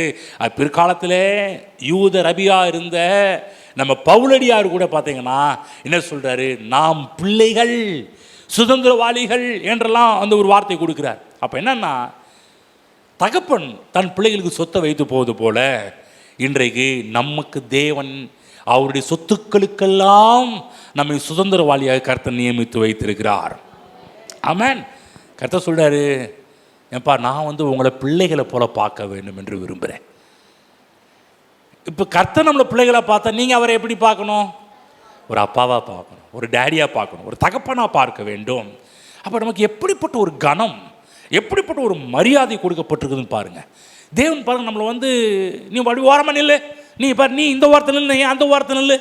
நீங்களாம் பாருங்கள், பல பிற சமயங்களில் பிற மதங்களிலெல்லாம் பார்த்தீங்கன்னா அங்கே ஒரு சிலர் மட்டும்தான் உள்ளே போக முடியும், மற்ற எல்லாருமே கியூன்னு அப்படியே சாமி அப்படி வாரத்தில் தான் பார்த்துட்டு போக முடியும், அவ்வளோதான். ஆனால் இங்கே அப்படி கிடையாது, எல்லாரும் ஈக்குவல். இப்போ பிரசங்கம் பண்ணுறதுனால உங்கள் எல்லாருக்கும் தெரியணுன்றதுக்காக இங்கே நின்று பிரசங்கம் பண்ணுறேன், அவ்வளோதான். புரியுதுங்களா? சும்மா நம்ம வந்து நான் வந்து தனி ஆள், நான் வந்து பெரிய ஆள், அந்த மாதிரிலாம் எங்களுக்கு கிடையாது. வந்து நானும் உங்களில் ஒருவனாக இருக்க வேண்டும் என்றது ஆசைப்படுறவன். பிரசங்கம் பண்ணுறதுக்காக மேலே இருந்து பிரசங்கம் பண்ணுறோம், அவ்வளோதான். மற்றபடி வேறு ஒன்றும் எனக்கு உங்களுக்கு ஒரு கொம்பு எனக்கு 2 கொம்பு இருக்குது அப்படி கிடையவே கிடையாது. ஆமாம். நீங்கள் எல்லோரும் வசனத்தை கேட்க வேண்டும் என்பதுக்காக இங்கே நின்று பிரசங்கம் பண்ணுறவங்களே, அவ்வளோதான். என் தாட்டில் என்னதுன்னா, நம்ம எல்லோரும் ஒன்று என்ற மனநிலை தான் எனக்கு இருக்குது. வந்து நம்ம எல்லாரும், நீங்கள் பிள்ளைன்னா நான் யார்? நான் அவருடைய பிள்ளை தான், நான் பெரிய ஆள் கிடையாது. நிறைய இடத்துல பாருங்கள், நம்ம என்ன பண்ணிடுறோம்னா ஒரு சிலர் பெரிய ஆள் ஆக்கிடுறோம். நீ தமிழ்நாட்டில் இருக்கிற ஒரு வெக்கக்கேடு என்னன்னா, ஒரு சில ஆட்களை பெரிய ஆளாக காமிச்சிடுறாங்க. வந்து உங்க பெரிய ஆளுங்க, அவங்க பெரிய ஆளுங்க. ஹலோ, நீங்களும் தேவனுடைய பிள்ளை தான். நீங்கள் யாரெல்லாம் பெரிய ஆளுன்னு சொல்கிறீங்களோ அவர்களும் தேவனுடைய பிள்ளை தான். நானும் தேவனுடைய பிள்ளை தான், நீங்களும் தேவனுடைய பிள்ளை தான். புரியுதுங்களா? நான் தேவனுடைய பிள்ளை இருக்கேன், எனக்கு 4 கொம்போ உங்களுக்கு 2 கொம்போ இருக்குது, அப்படி கிடையாது. நம்ம எல்லாரும் ஈக்குவல், நம்ம எல்லாரும் சரிசமமானவர்கள். ஆமென். இங்கே உள்ளே வரும்போது நான் எப்படி உங்களை சரிசமமாக சொல்கிறேனோ, தேவன் எப்படி நம்ம சரிசமமாக பார்க்கிறாரோ, அதே போல தான் இங்கே இருக்கிற ஒவ்வொருவரும் எந்த ஏற்றத்தாழ்வுகளும் இல்லாமல், நான் பாருங்க, நம்ம தேவனுடைய பிள்ளைகள் என்றால் நம்ம எல்லாரும் ஒரே குடும்பத்தை சேர்ந்தவங்க. ஹலோ, புரியுதா? நம்ம எல்லாரும் என்னதுங்க, இங்கே வேற ஒரு குடும்பம், நீங்கள் வேறு சரீர பிரகாரமாக வேறு குடும்பத்தில் இருந்தாலும் ஆவிக்குரிய பிரகாரமாக நம் எல்லாருமே ஒரே குடும்பத்தை சேர்ந்தவர்கள். நமக்கு ஒரே அப்பா தான் இருக்கிறாரு. ஆமென். இங்கே வந்துட்டு நீ யார், நீ எந்த பின்னணி, அதுக்கெல்லாம் இங்கே சில இடத்துல பாருங்கள், அவங்க முதல்ல யார்கிட்ட போனாலும் அவங்க முதல்ல அவங்களுடைய கேஸ்ட்டை தான் முதல்ல சொல்லுவாங்க. இங்கே இருக்கிற யாரும் இந்த கேஸ்ட்டை சொல்கிற ஒரு ஆட்களாக இருக்கக்கூடாது. வாயை திறந்து நான் இவருன்னு சொல்லக்கூடாது. இங்கே இருக்கிற எல்லாரும் சொல்லக்கூடிய ஒரு வார்த்தை இருக்குன்னா, நான் தேவனுடைய பிள்ளை. இதை தவிர வேறு எந்த ஒரு வார்த்தையும் பயன்படுத்த கூடாது. இங்கே வர இந்த செய்தியை கேட்குற ஒவ்வொருவரும் சொல்கிறோம், அந்த மனநிலை தான் இருக்கணும். இயேசுவுக்கு அந்த மனநிலை இருந்தது, பவுலுக்கு அந்த மனநிலை இருந்தது. அதே என்னன்னா அவருக்கு இருந்தது. நம்மளை சாதாரண ஒரு ஆளாக ஓரமாக நிற்க சொல்லல ஆண்டவர், பிள்ளையாக ஏற்றுக்கொள்கிறார். தேவனுடைய பார்வையிலே நாம் ஒன்றுக்கும் உதவாத குப்பை கிடையாது. நம்ம குப்பை நினச்சிக்கிறோம், அவர் அப்படி பார்க்குறதே கிடையாது. நம்ம தான் குப்பை நினச்சிக்கிறோம், அவர் நம்மளை கிரேட்டாக பார்க்குறாரு. ஆகவே கடவுள் தன்னுடைய மக்களை பிள்ளைகளாக பார்க்கிறார். நான் சொல்கிறேன், நீங்கள் கடவுளை அப்பாவா பார்க்க ஆரம்பியுங்கள். ஆகதான் பாருங்கள், ஆண்களுக்கு எவ்வளவு ஆசீர்வாதம் இருந்ததோ அதே போல தான் இன்றைக்கு இருக்கிற பெண்களுக்கும் அதிலேயே ஆசீர்வாதம் இருக்கின்றது. அப்போ இவன் என்ன பண்ணுறான், குமாரன் என்று சொல்லப்படுவதற்கு பாத்திரம் நல்ல என்று சொல்லும்போது ரெண்டு காரியத்தை தப்பு பண்ணான். அவன் குடும்பத்தினுடைய பேரை சொதப்பினான், கெடுத்தான். ரெண்டாவது, குடும்பத்தினுடைய சொத்து அதை அழித்து போட்டான். அதை வைத்து என்ன பண்ணுவான், அடுத்த ஜெனரேஷன் தலைமுறையாக போக வேண்டியதெல்லாம் என்ன பண்ண ஆரம்பிச்சு, தவறாக பயன்படுத்த ஆரம்பிச்சு. ஆகவே தான் அப்பா சொல்கிறாரு, அப்படிப்பட்டவன் செத்தான், அந்த உறவுலேருந்து வெளியே போனான், ஆனால் திரும்பவும் அந்த உறவுக்குள்ளே வந்துட்டான், உயிர்த்தான்னு சொல்கிறார். ஓகேங்களா? சரி. ரெண்டாவது, முதலாவது புத்திரர்கள் என்றால் என்னன்னு சொன்னோம். புத்திரர்கள் என்றால் என்ன, ரெண்டு காரியம் சொன்னேன். ஒரு காரியம் என்ன, புத்திரன்னு சொன்னால் பொறுப்பு, கடமை, தகுதி உள்ளவன். ரெண்டாவது, அந்த குடும்ப தொழிலை சுமந்து சந்ததிகளாக சொத்தை பிரித்து சொத்தை கொடுக்குறாங்கன்னா சாப்பிட்டு ஏன் போட்டு போகிறதுக்காக கிடையாது, அதை பெருக்கி பெருக்கி பெருக்கி பெருக்கி அடுத்த ஜென்ரேஷனில் இன்னும் அதிகமாக கொடுக்குறவனாக இருக்க வேண்டுமே ஒழிய சொத்தை அழிக்கிறவனுக்காக கிடையாது. ஓகேங்களா? இந்த ரெண்டு காரியத்தை அவன் பண்ணனா திரும்ப அதிலிருந்து மீண்டு வருகின்றான். ரெண்டாவது தலைப்பு என்னவென்றால், இந்த குமாரர்களுக்கு உண்டாயிருக்கின்ற நன்மைகள் என்ன என்பதை பற்றி பார்க்க போகிறோம். நடைமுறை வாழ்க்கையில் நமக்கு என்ன உண்டாயிருக்கிறது. முதலாவது, பாதுகாப்பு என்று சொல்லக்கூடிய காரியம் உருவாயிருக்கிறது. இந்த பாதுகாப்பில் பல அர்த்தங்கள் இருக்குது. பல அர்த்தத்தில் நல்வாழ்வு, பத்திரமாக இருக்கிறேன் என்ற அர்த்தம், அடைக்கலமாக இருக்கிறேன் என்ற அர்த்தம், புகலிடமாக இருக்கிற என்ற அர்த்தம், எதிர்காலத்தை குறித்து ஒரு நம்பிக்கை இருக்கிறது என்கின்ற ஒரு அர்த்தம். பாதுகாப்பு, ஒரு குமாரன் என்று சொன்னாலே இப்படிப்பட்ட ஒரு நல்வாழ்வு, பாதுகாப்பு என்று சொன்னாலே நல்வாழ்வு. இந்த நல்வாழ்வுக்குள்ளே தான் நம்ம பிரவேசிக்கின்றோம். கவனமாக கேளுங்க, ஒரு விஷயம் சொல்கிறோம் பாருங்க. இவன் உள்ளே வந்தான்ல, இந்த இளையவன் உள்ளே வந்த உடனே இந்த ஆசீர்வாதத்தை அப்பா படிப்படியாக கொடுக்கல. முதல்ல உள்ளே வந்த பிற்பாடு அவன் எப்படி பட்டோன்னு பார்க்கலாம், டெஸ்ட் பண்ணலாம், ஒழுங்காக ஒரு மாதம் வச்சு சோதித்து பார்க்கலாம். ஒருவேளை ஒழுங்காக இங்கே இருக்கிறானா, இல்லை திரும்ப இங்கே இருக்கிறதெல்லாம் திருடிட்டு போகிறதுக்கு வந்திருக்கிறானா, சுருட்டிட்டு போக வந்திருக்கிறானா என்று பார்த்தெல்லாம் அப்பா எந்த ஒரு காரியத்தையும் பண்ணலை. போன வாரம் காமிச்ச மன்னிப்பை பற்றி பேசும்போது இன்றைக்கி என்ன சொல்கிறேன், இந்த குமாரத்துவத்தில் இருக்கின்ற ஒரு பெரிய ஒரு ஆச்சரியம் என்னன்னா, பையன் உள்ள என்ட்ரானோன்னுமே அப்பா அவனுக்கு படிப்படியாக கொடுக்கல, மடார்னு அப்படி எல்லாவற்றையும் எடுத்து கொடுத்துட்டார். யோசித்து பார்த்தீங்கன்னா, பையன் வரான், பையன் வந்தோன்னுமே பாருங்கள், போகிறாரு, கட்டி பிடிக்கிறாரு, முத்தம் கொடுக்குறாரு, அவனுக்கு குளிப்பாட்டிங்களா ட்ரெஸ்ஸு வஸ்திரத்தை கொடுக்குறாரு, மோதிரத்தை கொடுக்குறாரு, பாதரட்சியை கொடுக்குறாரு, ஒரு கொளுத்தை கன்று அடித்து. இதெல்லாம் எப்படி நடக்குது, வெயிட் பண்ணி நடக்குதா? நீங்கள் இந்த சம்பவத்தை படித்து பார்த்தீங்கன்னா டக்கு டக்கு டக்கு டக்குன்னு பட மடமாட தடன்னு சொல்லி நடக்கிற மாதிரி வேகத்தில் வேலை நடக்குது. ஹலோ, நல்லா புரிஞ்சுங்க. இதில் முக்கியமான ஒரு விஷயம் இருக்குது பாருங்கள். இந்த இளையவன் பன்றி நிலமத்தில் நாரி போய் கடந்து வந்திருக்கிறான். அவன் அப்பா பார்த்தீங்கன்னா கொஞ்சம் கூட யோசிக்காமல் கட்டி பிடிச்சி முத்தம் கொடுக்குறார், எல்லா காரியத்தையும் பண்ணுறார். நேற்று அவன் ஒன்றுமே இல்லை, ஆனால் அவன் என்னைக்கு மாறினானா அன்னைக்கே பார்த்தீங்கன்னா தகப்பனை சந்தித்த பிற்பாடு, தகப்பனை பார்த்த பிற்பாடு, தகப்பன் குமாரனுக்கு படிப்படியாக எதுவும் கொடுக்கல, எல்லாமே ஒரே நிமிஷத்தில், ஒன்றுமில்லாதவன் ஒரே நிமிஷத்தில் பெரிய ஆளாக மாறிட்டான். ஒரு விஷயம் சொல்கிறேன் பாருங்க, நம்முடைய ரட்சிப்பில் கூட இதே மாதிரி தான் நடக்குது. நம்ம கர்த்தராகிய இயேசு கிறிஸ்துவை என்றைக்கு நாம் ஏற்றுக்கொண்டோமோ, நல்லா கவனமாக கேளுங்க, நல்ல ஒரு காரியத்தை மனதில் வைத்துக் கொள்ளுங்கள். என்றைக்கு நீங்கள் கர்த்தராகிய இயேசு கிறிஸ்துவை சொந்த இரட்சகராக ஏற்றுக்கொண்டீர்களோ அன்றைக்கே நீங்கள் தேவனுடைய பிள்ளைகளாக்கப்பட்டீர்கள். பைபிள் போடப்பட்டிருக்கு, அவருடைய நாமத்தின் மேல் விசுவாசம் உள்ளவர்களாய் அவரை ஏற்றுக்கொண்டவர்கள் எத்தனை பேர்களோ அத்தனை பேர்களும் தேவனுடைய பிள்ளைகளாகும்படிக்கு அவர்களுக்கு அதிகாரம் கொடுக்கப்பட்டிருக்கிறது. அப்போ நீங்கள் என்றைக்கு இயேசு கிறிஸ்துவை ஏற்றுக்கொண்டீர்களோ, நல்லா புரிஞ்சுக்கங்க, அன்றைக்கு நீங்கள் யாரு? தேவனுடைய பிள்ளை. நீங்கள் தேவனுடைய பிள்ளை ஆன உடனே ஒரு விஷயம் சொல்கிற கேட்டுங்க, அன்றைக்கே அவருடையதெல்லாம் நம்முடையதாக மாறுகிறது. எவ்வளோ பெரிய கிரேட் தெரியுங்களா? ரட்சிப்பில் நடந்த மிகப்பெரிய ஒரு ஆச்சரியம், ரட்சிப்பில் நடந்த மிகப்பெரிய ஒரு ஆசீர்வாதத்தில் ஒரு ஆசீர்வாதம் என்னன்னா, என்றைக்கு நம்ம ரட்சிக்கப்பட்டோம் அன்னைக்கு பிள்ளைகளானது மட்டும் இல்லைங்க, அன்றைக்கு அவருடையதெல்லாம் நம்முடையதாக மாற்றப்படுகிறது. ஆமென். பாருங்க, நான் ரட்சிக்கப்பட்ட புதுசுலலாம் இயேசு கிறிஸ்து ஏற்றுக்கொண்ட அந்த நாட்கள்லாம் பார்த்தீங்கன்னா சபையில் என்ன சொன்னாங்கன்னா, பரலோகத்தில் ஏதோ ஒரு மூலையில் இடம் கிடைச்சா போதுங்க, இப்படிப்பட்ட எண்ணத்தை தான் அதிகமாக விதைச்சிக்கிட்டு இருந்தாங்க. நான் கூட மனதில் அப்படியே ப்ரேயர் பண்ணும்போது அந்த எண்ணம் தான் இருந்துச்சு. ஆண்டவரே, இவங்க இப்படியும் ஒரு ஓலை கொட்டாயி பரலோகத்தை எனக்கு போட்டு கொடுத்தா போதும் ஆண்டவரே, அப்படி ஓரத்தில் அப்படியே அடி பெரிய மாளிகையெல்லாம் கேட்கலாம் ஆண்டவரே, பரலோகத்தில் சும்மா அப்படியே ஓலை அப்படியே ஓரமாக அப்படியே ஒரு பிளாட்ஃபார்மாக இருந்தால் கூட அதில் கூட படுத்துட்டு நம்ம ஆட்கள் பாருங்கள், இப்படியெல்லாம் நிறைய விதைக்க நம்முடைய மனதில் பார்த்தீங்கன்னா ஒரு சில்லித்தனமான எண்ணம் தான் உருவாக ஆரம்பிச்சு. நான் சொல்கிற கவனமாக கேளுங்க, இயேசு கிறிஸ்துவ என்றைக்கு ஏற்றுக்கொள்கிறோ அன்றைக்கு நீங்கள் தேவனுடைய பிள்ளைங்க. என்றைக்கு நீங்கள் தேவனுடைய பிள்ளைகளானீர்களோ நான் சொல்கிறேன், அன்றைக்கே அவருடையதெல்லாம் நம்முடையதாக மாறிவிட்டது. சபை என்ன பண்ணுச்சு? நீ ஒழுங்காரு, நீ முயற்சி பண்ணு, அப்போ தான் உனக்கு எல்லாமே கர்த்தர் வந்து கொடுப்பார். நான் கவனமாக நீங்கள் ரட்சிக்கப்பட்ட உடனே அன்றைக்கே இவன் என்னைக்கு உள்ளே என்றானோ, உள்ளே என்னைக்கு மனம் திரும்பி வர ஆரம்பித்தானோ, அப்பா அங்கே பாருங்கள், அங்கே யோசிச்சுலாம் இருக்குல்ல, அப்பயே எல்லாவற்றையுமே அவனுக்கு கொடுக்கிறதை நாம் பார்க்க ஆரம்பிக்கின்றோம். ஆமென். எப்படியோப்பா உள்ளே வந்துட்டு எப்படியோ நீங்கள் பார்த்து செய்யுங்களாம் இல்லை. இவன் அந்த வார்த்தையெல்லாம் இந்த இடத்துல பாருங்க, அவன் வந்து சொல்கிறான் வந்து, கூலிக்காரர்கள் ஒருவனாக என்னை ஏற்றுக்கொள்ளும் உள்ளத்தில் சொல்கிறான். கூலிக்காரர்கள் ஒருவனாக அவன் சொல்கிறான் பாருங்க, ஒருவனாக என்னை வைத்துக்கொள்ளும் என்பேன் என்று சொல்லி, இவன் தாட்டில் என்ன தாட்டில் வரான்?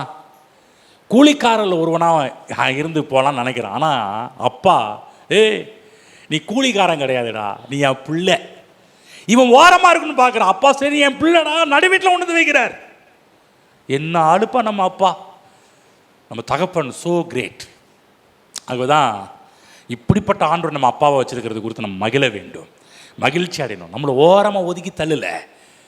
இவன் நம்ம தாட்டு சில நமக்கு முன்னாடி இருந்த சில ஊழியக்காரர் சில காரியத்தெல்லாம் போதிச்சு வச்சதுனால நம்ம அந்த ஊழியக்காரன், அந்த கூலிக்காரன் புத்தி வருது. கர்த்தர் சொல்றார், நீ கூலிக்காரன் கிடையாது, நீ என் பிள்ளை. நீ ஓரத்தில் உட்காரால் கிடையாது, ஓலை குடிசையில் உட்காரால் கிடையாது, நீ என் பிள்ளை. ஆமென். நம்மளை வந்து பிள்ளையா மாட்டி நடு வீட்டில் உட்கார வச்சிருக்கிறார். பாருங்க, கூலிக்காரனுக்கும் மகனுக்கும் நிறைய வித்தியாசம் இருக்குது. இருக்குதா இல்லைங்களா? இருக்குதா? கூலிக்காரங்க தப்பு செஞ்சாங்கன்னு வச்சுங்களேன். கூலிக்காரங்கன்னா உங்கள் வீட்டில் வேலைக்கு ஆள் வராங்களா இல்லைங்களா? எங்கள் வீட்டுக்கெலாம் எங்கேயா ஆள் வராங்க, நாங்களே இன்னொரு வீட்டுக்கு வேலைக்கு இல்லையா போகிறோம்.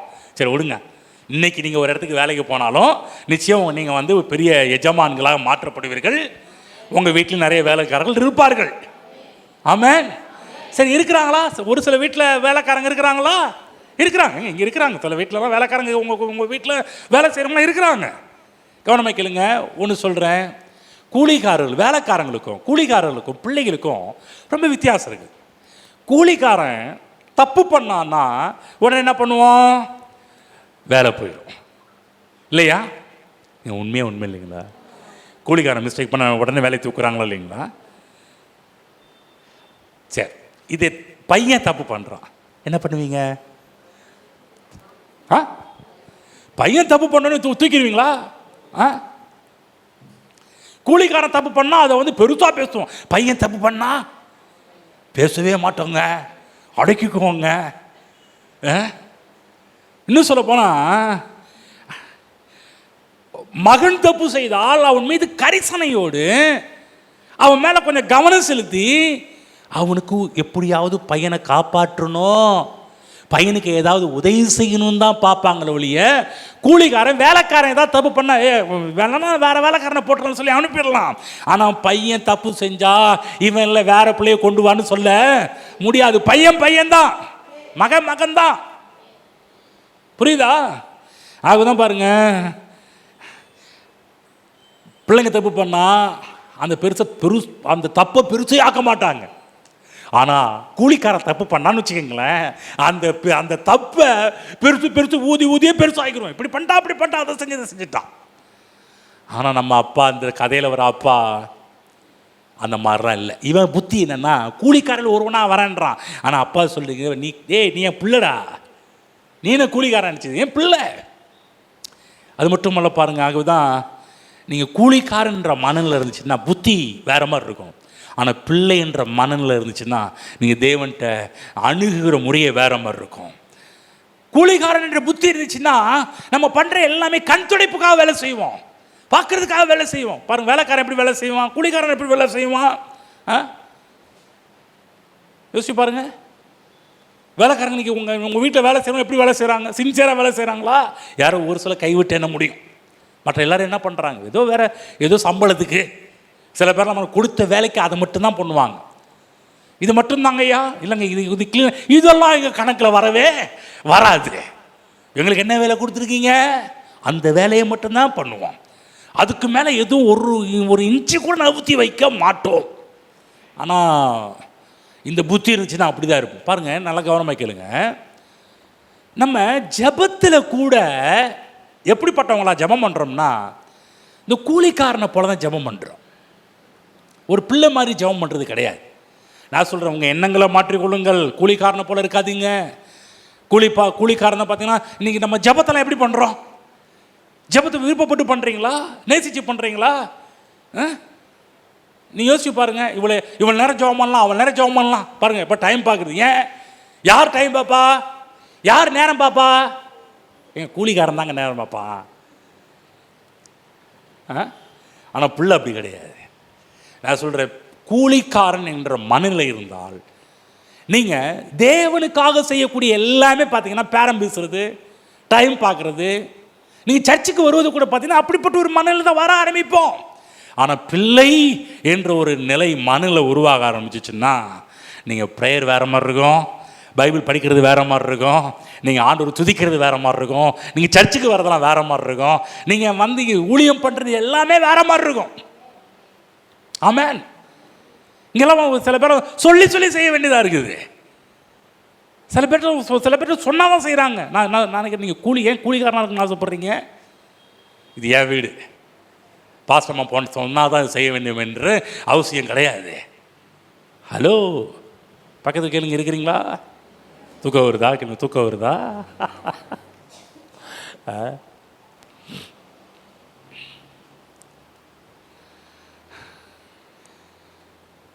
கூலிக்காரன் என்று நினைத்தாலே புத்தி அற்பத்தனமாக இருக்கும், அல்பத்தனமாக இருக்கும். ஆனால் பிள்ளை என்கின்ற அந்த நினைக்க ஆரம்பிச்சிங்கன்னா ஒரு நெருக்கமான உறவு நமக்குள்ளாக வர ஆரம்பிச்சு. இவன் வந்து கூலிக்காரன்ற புத்தியோடு வரான், எப்படியோ விட்டுறாதீங்க என்கின்ற எண்ணம் தான். அநேக நேரத்தில் கூலிக்காரர்களுடைய வாழ்க்கை பயத்தில் வாழக்கூடிய வாழ்க்கையாக தான் இருக்கும். நம் கூலிக்காரர்கள் அல்ல, வேலைக்காரர்கள் கிடையாது, அவருடைய பிள்ளைகள். ஆமென். புரியுதுங்களா? அப்போ இந்த எண்ணம் வந்தோன்னுமே மனம் திரும்பின உடனே அப்பா சற்றும் கூட யோசிக்காம, நீங்களை எப்படிங்க டக்குன்னு கொடுக்க முடியும்? ஒன்றும் இல்லைங்க, அவன் பிள்ளை, அதனால் லவ் ட்ரிப் பண்ண. ரெண்டாவது, நமக்கு இந்த பிள்ளைகள்ன்றது ரெண்டாவது ஆசீர்வாதம் என்ன? முதலாவது பாதுகாப்பின் மூலமாக உண்டாகிற நல்வாழ்வு, ரெண்டாவது நெருக்கமான ஒரு உறவு உண்டாயிருக்கிறது. பாருங்கள், ஒரு கதை ஒரு ஊழியக்காரர் சொல்கிறாரு. அவர் சொல்லும்போது பார்த்தீங்க என்ன சொல்கிறாரு அப்படின்போது, ஒரு ஊழியக்காரர் ஒரு பிள்ளையை அனாதை இல்லத்தில் சென்று போய் வாங்கிட்டு வந்து அந்த பிள்ளையை வளர்க்க ஆரம்பிக்கிறார். வளர்ந்து கொஞ்ச நாள் ஆக ஆக பார்த்தீங்கன்னா அந்த பிள்ளைக்கு என்ன அப்படின்னா, ஒரு பிள்ளைக்கு புரிஞ்சிருச்சு, நான் வந்து இவருடைய பிள்ளை இல்லை, என்னைய இவர் வந்து ஒரு அனாதை இல்லத்தில் தான் எடுத்து வந்திருக்கிறாரு, இவருக்கு வந்து சட்டப்பிரகாரமாக நான் அவருக்கு அதாவது அனாதை இல்லத்திலேருந்து வந்து அந்த சட்டப்பிரகாரமாக நான் ஒரு பிள்ளையாக இருக்கிறேன்னு ஒழிய மறுபடி அவருக்கு பிறந்த பிள்ளை நான் இல்லை என்பது பிள்ளைக்கு தெரிஞ்ச உடனேயும் அந்த பிள்ளை பார்த்திங்கன்னா அந்த அப்பாட்ட அந்த ஊழியக்கார்ட்ட பழகிற முறையெல்லாம் கொஞ்சம் வித்தியாசமாக இருந்துச்சு, டிஃப்ரெண்ட்டாக இருந்துச்சு. ரொம்ப டிஸ்டன்ஸ், ரொம்ப அதெல்லாம் புரிஞ்சிருச்சு, இவர் என் அப்பா இல்லை, ஏதோ வாங்கிட்டு வந்திருக்கிறாரு, ஆகவே அதுக்கு தகுந்த மாதிரி பிள்ளை நடந்துச்சு. அதனால் அவர் சொல்கிறாரு, இந்த பிள்ளை அப்படி நடக்கிறத பார்த்து அவர் உள்ள ரொம்ப கஷ்டப்படுமாச்சே, ஒரு பிள்ளையாக நான் வந்து ஒரு பிள்ளையாக பார்க்குறேன், ஆனால் அந்த பிள்ளை வந்து என்னையும் ஒரு அப்பாவாக பார்க்க மாட்டோம். ஒரு தடவை இப்படி இருக்கும்போது அந்த பொண்ணு கேட்டுச்சான், டேடி எனக்கு வந்து ஒரு ஷூ லேஸ் வாங்கி தர முடியுமான்னு. அவர் சொல்கிறாரு, அத்தனை நாள் பேசாத அந்த பிள்ளை பேசின உடனே டேடி எனக்கு இது வேணும்னு கேட்டோடனே அவர் சொல்கிறாரு, இதுவரை இல்லாத ஒரு பூரிப்பு, ஒரு சந்தோஷம், ஒரு மகிழ்ச்சி டேடின்னு அந்த பிள்ளை சொன்னோன்னே எனக்குள்ள அவ்வளோ ஒரு மகிழ்ச்சி வந்துச்சுன்னு சொல்கிறார். கவனமாக கேளுங்க. ஒரு நெருக்கமான ஒரு உறவு பிள்ளைகளுக்கு இருக்குது. பாருங்கள், ஜான் எஃப் கென்னடி தெரியுங்களா? ஜான் கென்னடி கேள்விப்பட்டிருக்கீங்களா? யாருங்க அவரு? யாருங்க சொன்னது? யாக்கோபோ நீங்கள் சொன்னீங்களா? ஒரு பெரிய கை தட்டுங்க. ஏங்க எவ்வளோ பெரிய விஷயம், நல்லா தட்டுங்க. சூப்பர் பிரதர், ஸோ கிரேட், உங்களை அப்ரிஷியேட் பண்ணுறேன். ஜான் எஃப் கென்னடி சொன்ன நீங்கள்லாம் தெரியாத ஒரு விஷயம் அவருக்கு தெரிஞ்சு வச்சிருக்கிறாரு. அமெரிக்கன் நாட்டு ஜனாதிபதி, இப்போ வந்தவர் கிடையாதுங்க, இவர் ஃபஸ்ட்டில் உள்ளவர். பரவாயில்ல, பல காரியத்து.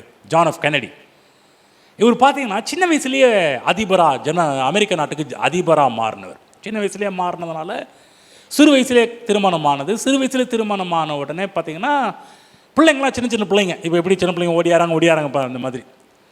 இவர் எப்போல்லாம் ஆஃபீஸ் போகிறாரோ அப்போல்லாம் பார்த்தீங்கன்னா நிறைய பெரிய பெரிய ஆட்கள்லாம் உட்காந்துருப்பாங்களாம். பாருங்கள், பெரிய பெரிய ஆட்கள்லாம் உட்காந்துருப்பாங்க. ஆனால் அந்த பிள்ளைங்க வந்து டக்குன்னு அவங்க அப்பா மேலே ஏறி உட்காருமா பாருங்க. ஆனால் பெரிய பெரிய ஆட்கள்லாம் உட்காரும்போது என்ன பண்ணுவாங்க, சார் என்ன சார், நிறைய நிருபர்கள் பேட்டி எடுக்கிறவங்களாம் எல்லாம் வரிசையில் நிற்கணும். ஆனால் இந்த குழந்தை வந்தனுமே டக்குன்னு மேலே ஏறி உட்காரும். பார்த்துருக்கீங்களா? உங்கள் பிள்ளைங்க இப்போ சில நேரத்தில் வந்து என்ன தான் பெரிய பெரிய ஆட்கள் இருந்தாலும் அந்த பிள்ளைங்க ஏறி பெற்றவங்க மேலே ஏறி உட்காரும்போது அது என்னத்தை காமிக்குது? ஒரு நெருக்கமான உறவு. ஆமென்.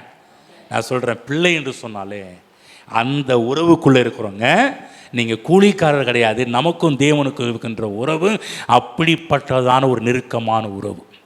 ஆமென். மூன்றாவது நமக்கு கிடைக்கின்ற ஒரு ஆசீர்வாதம், இந்த உறவு ஒரு உண்மையான ஒரு உறவு, ஒரு போலியான உறவு கிடையாது. தேவன் வந்து ஏதோ உன்னை பிள்ளையாக்கிட்ட அப்படி கிடையாது. உண்மையாகவே நாம் தேவனுடைய பிள்ளை, அந்த உறவுக்குள்ளாக இருக்கிறோம். பாருங்க, விசுவாசிகள் ஜெபிக்கும் போதெல்லாம் அவங்க ஜெபிக்கும் போதும் பாருங்க, அப்பா பக்கத்தில் இருக்கிற மாதிரி ஜெபம் பண்ணுவாங்க. ஜெபம் என்றால் என்ன?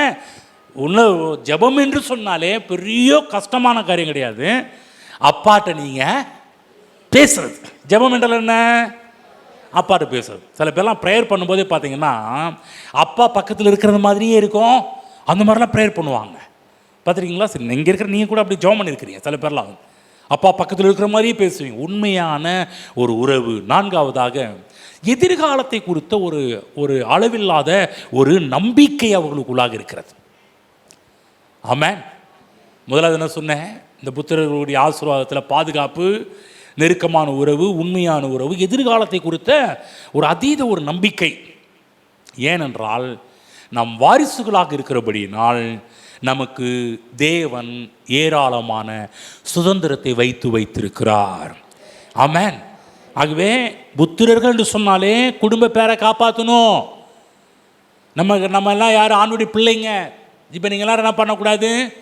ஆண்டவருடைய பேருக்கு களங்கம் உண்டாக்குற மாதிரி எந்த ஒரு காரியத்தையும் செய்யக்கூடாது. நீங்களெல்லாம் யார்? சொல்ல பக்கத்தில், நீங்கள் ஆண்டவருடைய பிள்ளைங்க. இனிமேல் சொல்லுங்கள், இதுவரை வாழ்ந்த வாழ்க்கை விட்டுருங்க. இனிமேல் நம்ம அப்பாவுக்கு உங்களால் எந்த பிரச்சனையும் வரக்கூடாது. அப்பா பேரை காப்பாற்றுங்க. எந்த அப்பா? தேவன், காட், பிதா, தேவன், இயேசு. ரெண்டாவது, தேவன் கொடுத்த ஆசீர்வாதங்களை அபிவிருத்தி செய்யுங்கள். சும்மா அது எனக்கு மட்டும். சில பேர்லாம் பாருங்கள், அந்த எப்போதுமே செல்ஃபிஷ் மைண்டு. நான் நல்லா இருந்தால் போதும், நான் நல்லா இருந்தால் போதும். இல்லை இல்லை இல்லை, கடவுள் உங்களை ஆசீர்வதித்தது நீங்கள் மட்டும் இல்லை, முழு உலகத்துக்கும் நீங்கள் ஆசீர்வாதமாக இருப்பதற்காகத்தான். ஆமென். அதுதான் தகப்பன் அந்த உறவில் நீங்கள் வாழ ஆரம்பியுங்கள். ஆமென். அப்பா பார்த்தீங்கன்னா பூமியை கூட ஒரு நாள் மாற்ற போகிறார். மனிதனுடைய பாவத்தினால் அவருடைய பிள்ளைகளுக்காக வைக்கப்பட்டிருந்த பூமி கூட கரப்ட் ஆயிடுச்சு. இந்த பூமி கூட தீட்டுப்பட்டுருச்சு. இந்த பூமியில் பார்த்தீங்கன்னா நல்ல பூமியை உங்கள் கருத்தில் உண்டாக்கி இருந்தார். நீங்கள் பாருங்கள், வியாதி, தரித்திரம், பேய், கோளாறுகள், பூமி கெட்டுருச்சு. சொல்கிறாங்கல்ல, மண் கெட்டு போச்சுங்க, மரம் கெட்டு போச்சுங்க, மண்ணில் விளையிற பொருட்கள்லாம் கெட்டு போச்சுங்க. சில சொல்கிறாங்க இன்றைக்கெல்லாம் ஒன்றும் இல்லைங்க, அந்த காலகட்டத்தில் சாப்பிட்ட சாப்பாடுலாம் எங்கே, என்ன காயில் ஏதோ உப்புச்சப்பு இருக்குதா, காயில் ஏதோ டேஸ்ட்டாக இருக்குதா, என்ன பண்ணுறது, எல்லாமே ஹைப்ரிடாக மாறிடுச்சு. இந்த பூமி பாதிப்புகளுக்குள்ளாக சென்று கொண்டே இருக்கிறது. ஆனால் அப்பா அப்படி விட்டுறாரா? கிடையாது. அப்பா மாற்றார். பூமியை கூட ஒரு நாள் சீரமைக்கின்றார். ஏன்? எதற்காக? அவங்க பிள்ளைங்களாக நாம் ஆட்சி செய்ய வேண்டும் என்பதற்காக. வீட்டில் ஏதாவது பிரச்சனை என்ன பண்ணுறாங்க? தகப்பன் அதை சரி செய்கின்றார். யாராவது உடம்பு சரியில்லைன்னா உடனே என்ன பண்ணுறாங்க? ஹாஸ்பிட்டலுக்குலாம் கூட்டிகிட்டு போகிறாங்க. பண்ணுறாங்களா வீட்டில் உள்ளவங்க? ஏன்னா அது அப்பாவுடைய வேலை. நம்ம அப்பாவுடைய வேலை இன்றைக்கும் நமக்காக உலகத்தை சீரமைத்து கொண்டே இருக்கிறார், நம்மை சரி செய்து கொண்டிருக்கிறார். ஒரு நாள் இந்த பூமி குறைவில்லாத பூமியாக மாறும். அன்றைக்கு இந்த பூமியில் தேவனோடு கூட இருந்து நாம் அரசாட்சி செய்வோம். ஒரு பூரண உலகை தேவன் நமக்கு வைத்திருக்கிறார். அவைகளையும் நாம் சுதந்திரிக்க போகின்றோம். அப்பா நமக்காக ஏற்படுத்தினது. புத்திர சுவிகாரம் என்றால் அதற்கு பேர் ஆங்கிலத்தில் என்ன போடப்பட்டிருக்குன்னா அடாப்ஷன் என்று சொல்லக்கூடிய ஒரு வார்த்தை. அடாப்ஷன் என்று சொன்னால என்னது? தத்தெடுப்பது. ஓகேங்களா? இந்த குழந்தைய அடாப்ட் பண்ணியிருக்கிறாங்க, தத்தெடுப்பது. அப்போ தமிழில் புத்திரத்துவம் என்று சொல்கிறதுனால, புத்திரர் என்று சொல்கிறதுனால நம்ம அடாப்ட் பண்ணப்பட்டது போல் நம்ம மொழியாக்கம் பண்ண வேண்டிய ஒரு நிலைமை ஏற்படுகின்றது. ஆனால் அடாப்ட் செய்யும்போது, ஒரு பிள்ளையை தத்தெடுக்கும்போது என்ன சொல்கிறாங்கன்னா, தமிழ்நாட்டில் ஒரு பொண்ணு கிராமத்துலேருந்து ஒரு பிள்ளை ஒரு ஃபாரினர்ஸ் தத்தெடுத்து அவங்க வெளிநாட்டுக்கு கொண்டு போய் அந்த பிள்ளைய அவங்கள போலவே மாதிரி பெரிய ஆளாயிடுச்சு சொல்கிறாங்க. அந்த குழந்தை சாதாரண குழந்தைங்க, சாதாரண கிராமத்து குழந்தை, இப்போ எப்பேற்பட்ட ஆள் தெரியுமா இப்போ அப்படின்றாங்க. அங்கே போனோன்னு பாருங்கள், ஆள் மாறுது, பேச்சு மாறுது, சாப்பாடு மாறுது. ஒரு அடாப்ட் பண்ணப்பட்ட பிள்ளைக்கு நம்ம பணத்தை கொடுக்கலாம், ஆஸ்திகளை கொடுக்கலாம், மொழிகளை கொடுக்கலாம், உணவுகளை கொடுக்கலாம். ஆனால் ஒன்றே மட்டும் தர முடியாது, நம்ம டிஎன்ஏயை தர முடியாது. புரியுதா? அடாப்ட் பண்ணப்பட்ட பிள்ளைக்கு பார்த்தீங்கன்னா நம்முடைய சுபாவத்தை தர முடியாது. என்னதான் தத்து எடுத்தாலும் பிள்ளை அது வேலையை காமிக்க ஆரம்பிக்கும், அவங்க அப்பா அம்மாவுடைய வேலையை காமிக்க ஆரம்பிக்கும். தேவன் நம்மை தத்தெடுக்கல, அடாப்ட் பண்ணப்படல. என்ன அர்த்தம் சொல்லப்பட்டிருக்குதுன்னா, வேதம் சொல்லுகின்ற புத்திர சுவிகாரம் இன்றைக்கு இருக்கின்ற உலகத்தில் அடாப்ட் பண்ணப்படுவது போல் அப்படிப்பட்ட ஒரு பேரில் சொல்லப்படல. உண்மையாகவே சொல்லப்போனால் அவர் ஏற்றுக்கொண்டவர்கள் அவரை போலவே தேவன் நம்மை மாற்றியிருக்கிறார். தேவன் ஏதோ நமக்கு அவருடைய பொருளையோ அவருடைய மொழிகளோ மற்ற அவருடைய காரியத்தை கொடுக்கறது மட்டும் கிடையாதுங்க. அவருடைய சுபாவம் படிப்போம். 1 யோவான் 3ஆம் அதிகாரம் போவோம். 1 யோவான் 3 2ஆம் வசனம் படிப்போம். எடுத்துக்கங்க. 1 யோவான் 3:2 எடுத்துக்கிட்டீங்களா? படிப்போம். பிரியமானவர்களே, இப்பொழுது தேவனுடைய பிள்ளைகளாக இருக்கிறோம், இனி எவ்விதமாக இருப்போம் என்று இன்னும் வெளிப்படவில்லை. ஆகிலும் அவர் வெளிப்படும் போது அவர் இருக்கிற வண்ணமாகவே நாம் அவரை தரிசிப்பதனால் அவருக்கு ஒப்பாய் இருப்போம் என்று அறிந்திருக்கிறோம். சொல்ற அவரை போலவே. ஆகவேதான் சொல்றாரு முதல் வசனம், நாம் தேவனுடைய பிள்ளைகள் என்று அழைக்கப்படுவதனாலே பிதாவானவர் நமக்கு பாராட்டின அன்பு எவ்வளவு பெரிதென்று பாருங்கள். ஆமென். எவ்வளவு பெரிய கிரேட் வார்த்தையை யோவான் சொல்றாரு. என்ன சொல்றாரு? நாம் தேவனுடைய பிள்ளைகள் என்று அழைக்கப்படுவதனாலே தேவன் நமக்கு பாராட்டின அன்பு எவ்வளவு பெரிதென்று பாருங்கள். ஆமென். இன்னைக்கு நான் உங்களுக்கு அதான் சொல்றேன், நம்மளை அவருடைய பிள்ளையா மாற்றி அவருடைய அன்பு எவ்வளவு பெருசு. ஆமென். புரியுதுங்களா? அவர் சொல்றாரு, ஒரு நாள் அவரை போலவே மாறிடுவோன்றார். மாறிட்டே இருக்கிறோம், மாறிட்டே இருக்கிறோம், மாறிட்டே இருக்கிறோம், மாறிட்டே இருக்கிறோம். பைபிள் அந்த சாயலாக தானே மகிமை மேல் மகிமை அடைந்து மறுரூபமாகின்றோம். எந்த சாயல்? நம்ம அப்பாவுடைய சாயல். ஆமென். ஒரு நாள் வெளிப்படுவோம். அதுதான் புத்திரர் என்று சொன்னால் இவ்வளோ விஷயம் இருக்குது. இந்த இளையகுமாரன் அப்படி தான் பாருங்கள். நம்மளும் ஒரு நாள் இந்த இளையகுமாரன் மாதிரி தான் இருந்தோம். வழி தப்பி போன ஆடாக இருந்தோம், மெய்ப்பன் கண்டுபிடிச்சார். வழி தப்பி போன காசாக இருந்தோம், கண்டுபிடிச்சார். அவர் விட்டு வெளியே போயிருந்தோம், திரும்ப அவருடைய மந்தைக்குள்ளே கொண்டு வந்தார். ஆமென். மூன்றாவது, இந்த புத்திரத்தில் குமாரத்துவத்தில் இருக்கின்ற ஒரு காரியம், இப்படி பிள்ளைகளாக மாறினவர்களை தேவன் ஒரே குடும்பத்தில் கொண்டு வந்து சேர்க்கிறார். எப்படி இந்த பையனை பிள்ளைய குடும்பத்தில் எப்படி ஜாயின் பண்ணுறாரோ, இன்றைக்கு தேவன் நம்மை பிள்ளைகளாக தேர்ந்தெடுத்து நம்மளை குப்பை தொட்டியில் போட்டுவிடவில்லை. குடும்பம் என்ற ஒரு அமைப்புக்குள்ளே கொண்டு வந்து, சபை என்ற அமைப்புக்குள்ளே கொண்டு வந்து நம்மளை உட்கார வச்சிருக்கிறார். சபைக்கு ஒரு பேர் இருக்குது, குடும்பம். சபைக்கு ஒரு பேர், பல பேர் இருக்குது பாருங்க. அதில் ஒரு பேர் என்ன? சபை என்பது ஒரு குடும்பம். ஹலோ, இப்போ நீங்களாம் எங்கே இருக்கிறீங்க? ஒரு குடும்பத்தில் இருக்கிறோம். ஆமென். நமக்கு அப்பா அம்மா எல்லாமே நாங்கள் கிடையாது, எல்லாமே தேவன் தான் நமக்கு எல்லாமே. ஆமென். இந்த குடும்பத்தில் நாங்கள் சும்மா கைட் பண்ணுறோம். நானும் உங்களை போல தான் அவருடைய பிள்ளை. என்ன கொஞ்சம் முன்னாடி மூத்த பிள்ளை சின்ன பிள்ளை அந்த மாதிரி இருக்குமே ஒழிய, மற்றபடி நானும் அவருடைய பிள்ளை, நீங்கள் அவருடைய பிள்ளை. நமக்கு தகப்பன் ஒருத்தர் இருக்கிறார், நம்மளை பிள்ளையாக்கி ஒரே சமுதாயம் மாற்றுகிறார். இந்த சமுதாயம் எப்படி உண்டானது என்று சொன்னால் தேவனுடைய கிருபையால் உண்டானது. ஆமென். நீங்கள் வந்திருக்கிறீங்கன்னா உங்களை யார் நாங்களாம் கூட்டி வந்தோமா? நாங்கள் கூட்டிகிட்டு வரவே இல்லை. உங்களை கூட்டி வந்தது யார் தெரியுங்களா? தேவனுடைய கிருபை. ஆமென். நீங்கள் நினைக்கிறீங்களா யாராவது உங்களை கூட்டி வந்தாங்க நீங்கள் நினைக்கிறீங்க? உங்கள் ஒரு குடும்பத்தில் இருக்கிறவங்க பிள்ளைகளை கிளப்பி விட்டு கூட்டிட்டு, அது வேற கணக்கு. மற்ற எல்லாரையும் யார் கூட்டி வந்தா நீங்கள் நினைக்கிறீங்களா? பக்கத்து வீட்டுக்காரன் கூப்பிட்டாங்க, அவங்க கூப்பிட்டாங்க, இவங்க கூப்பிட்டாங்கன்னு நினைக்கிறீங்களா? யார் உங்களை கூட்டி வந்தா? தேவனுடைய கிருபை. அதாவது இந்த குடும்பத்தில் சேர்ந்தது ஏதோ உங்கள் தாத்தா இந்த குடும்பத்தில் ஒருத்தராக இருந்தால் அதனால் நீங்கள் உள்ள சேர்ந்தீங்களா? அப்படி கிடையாது.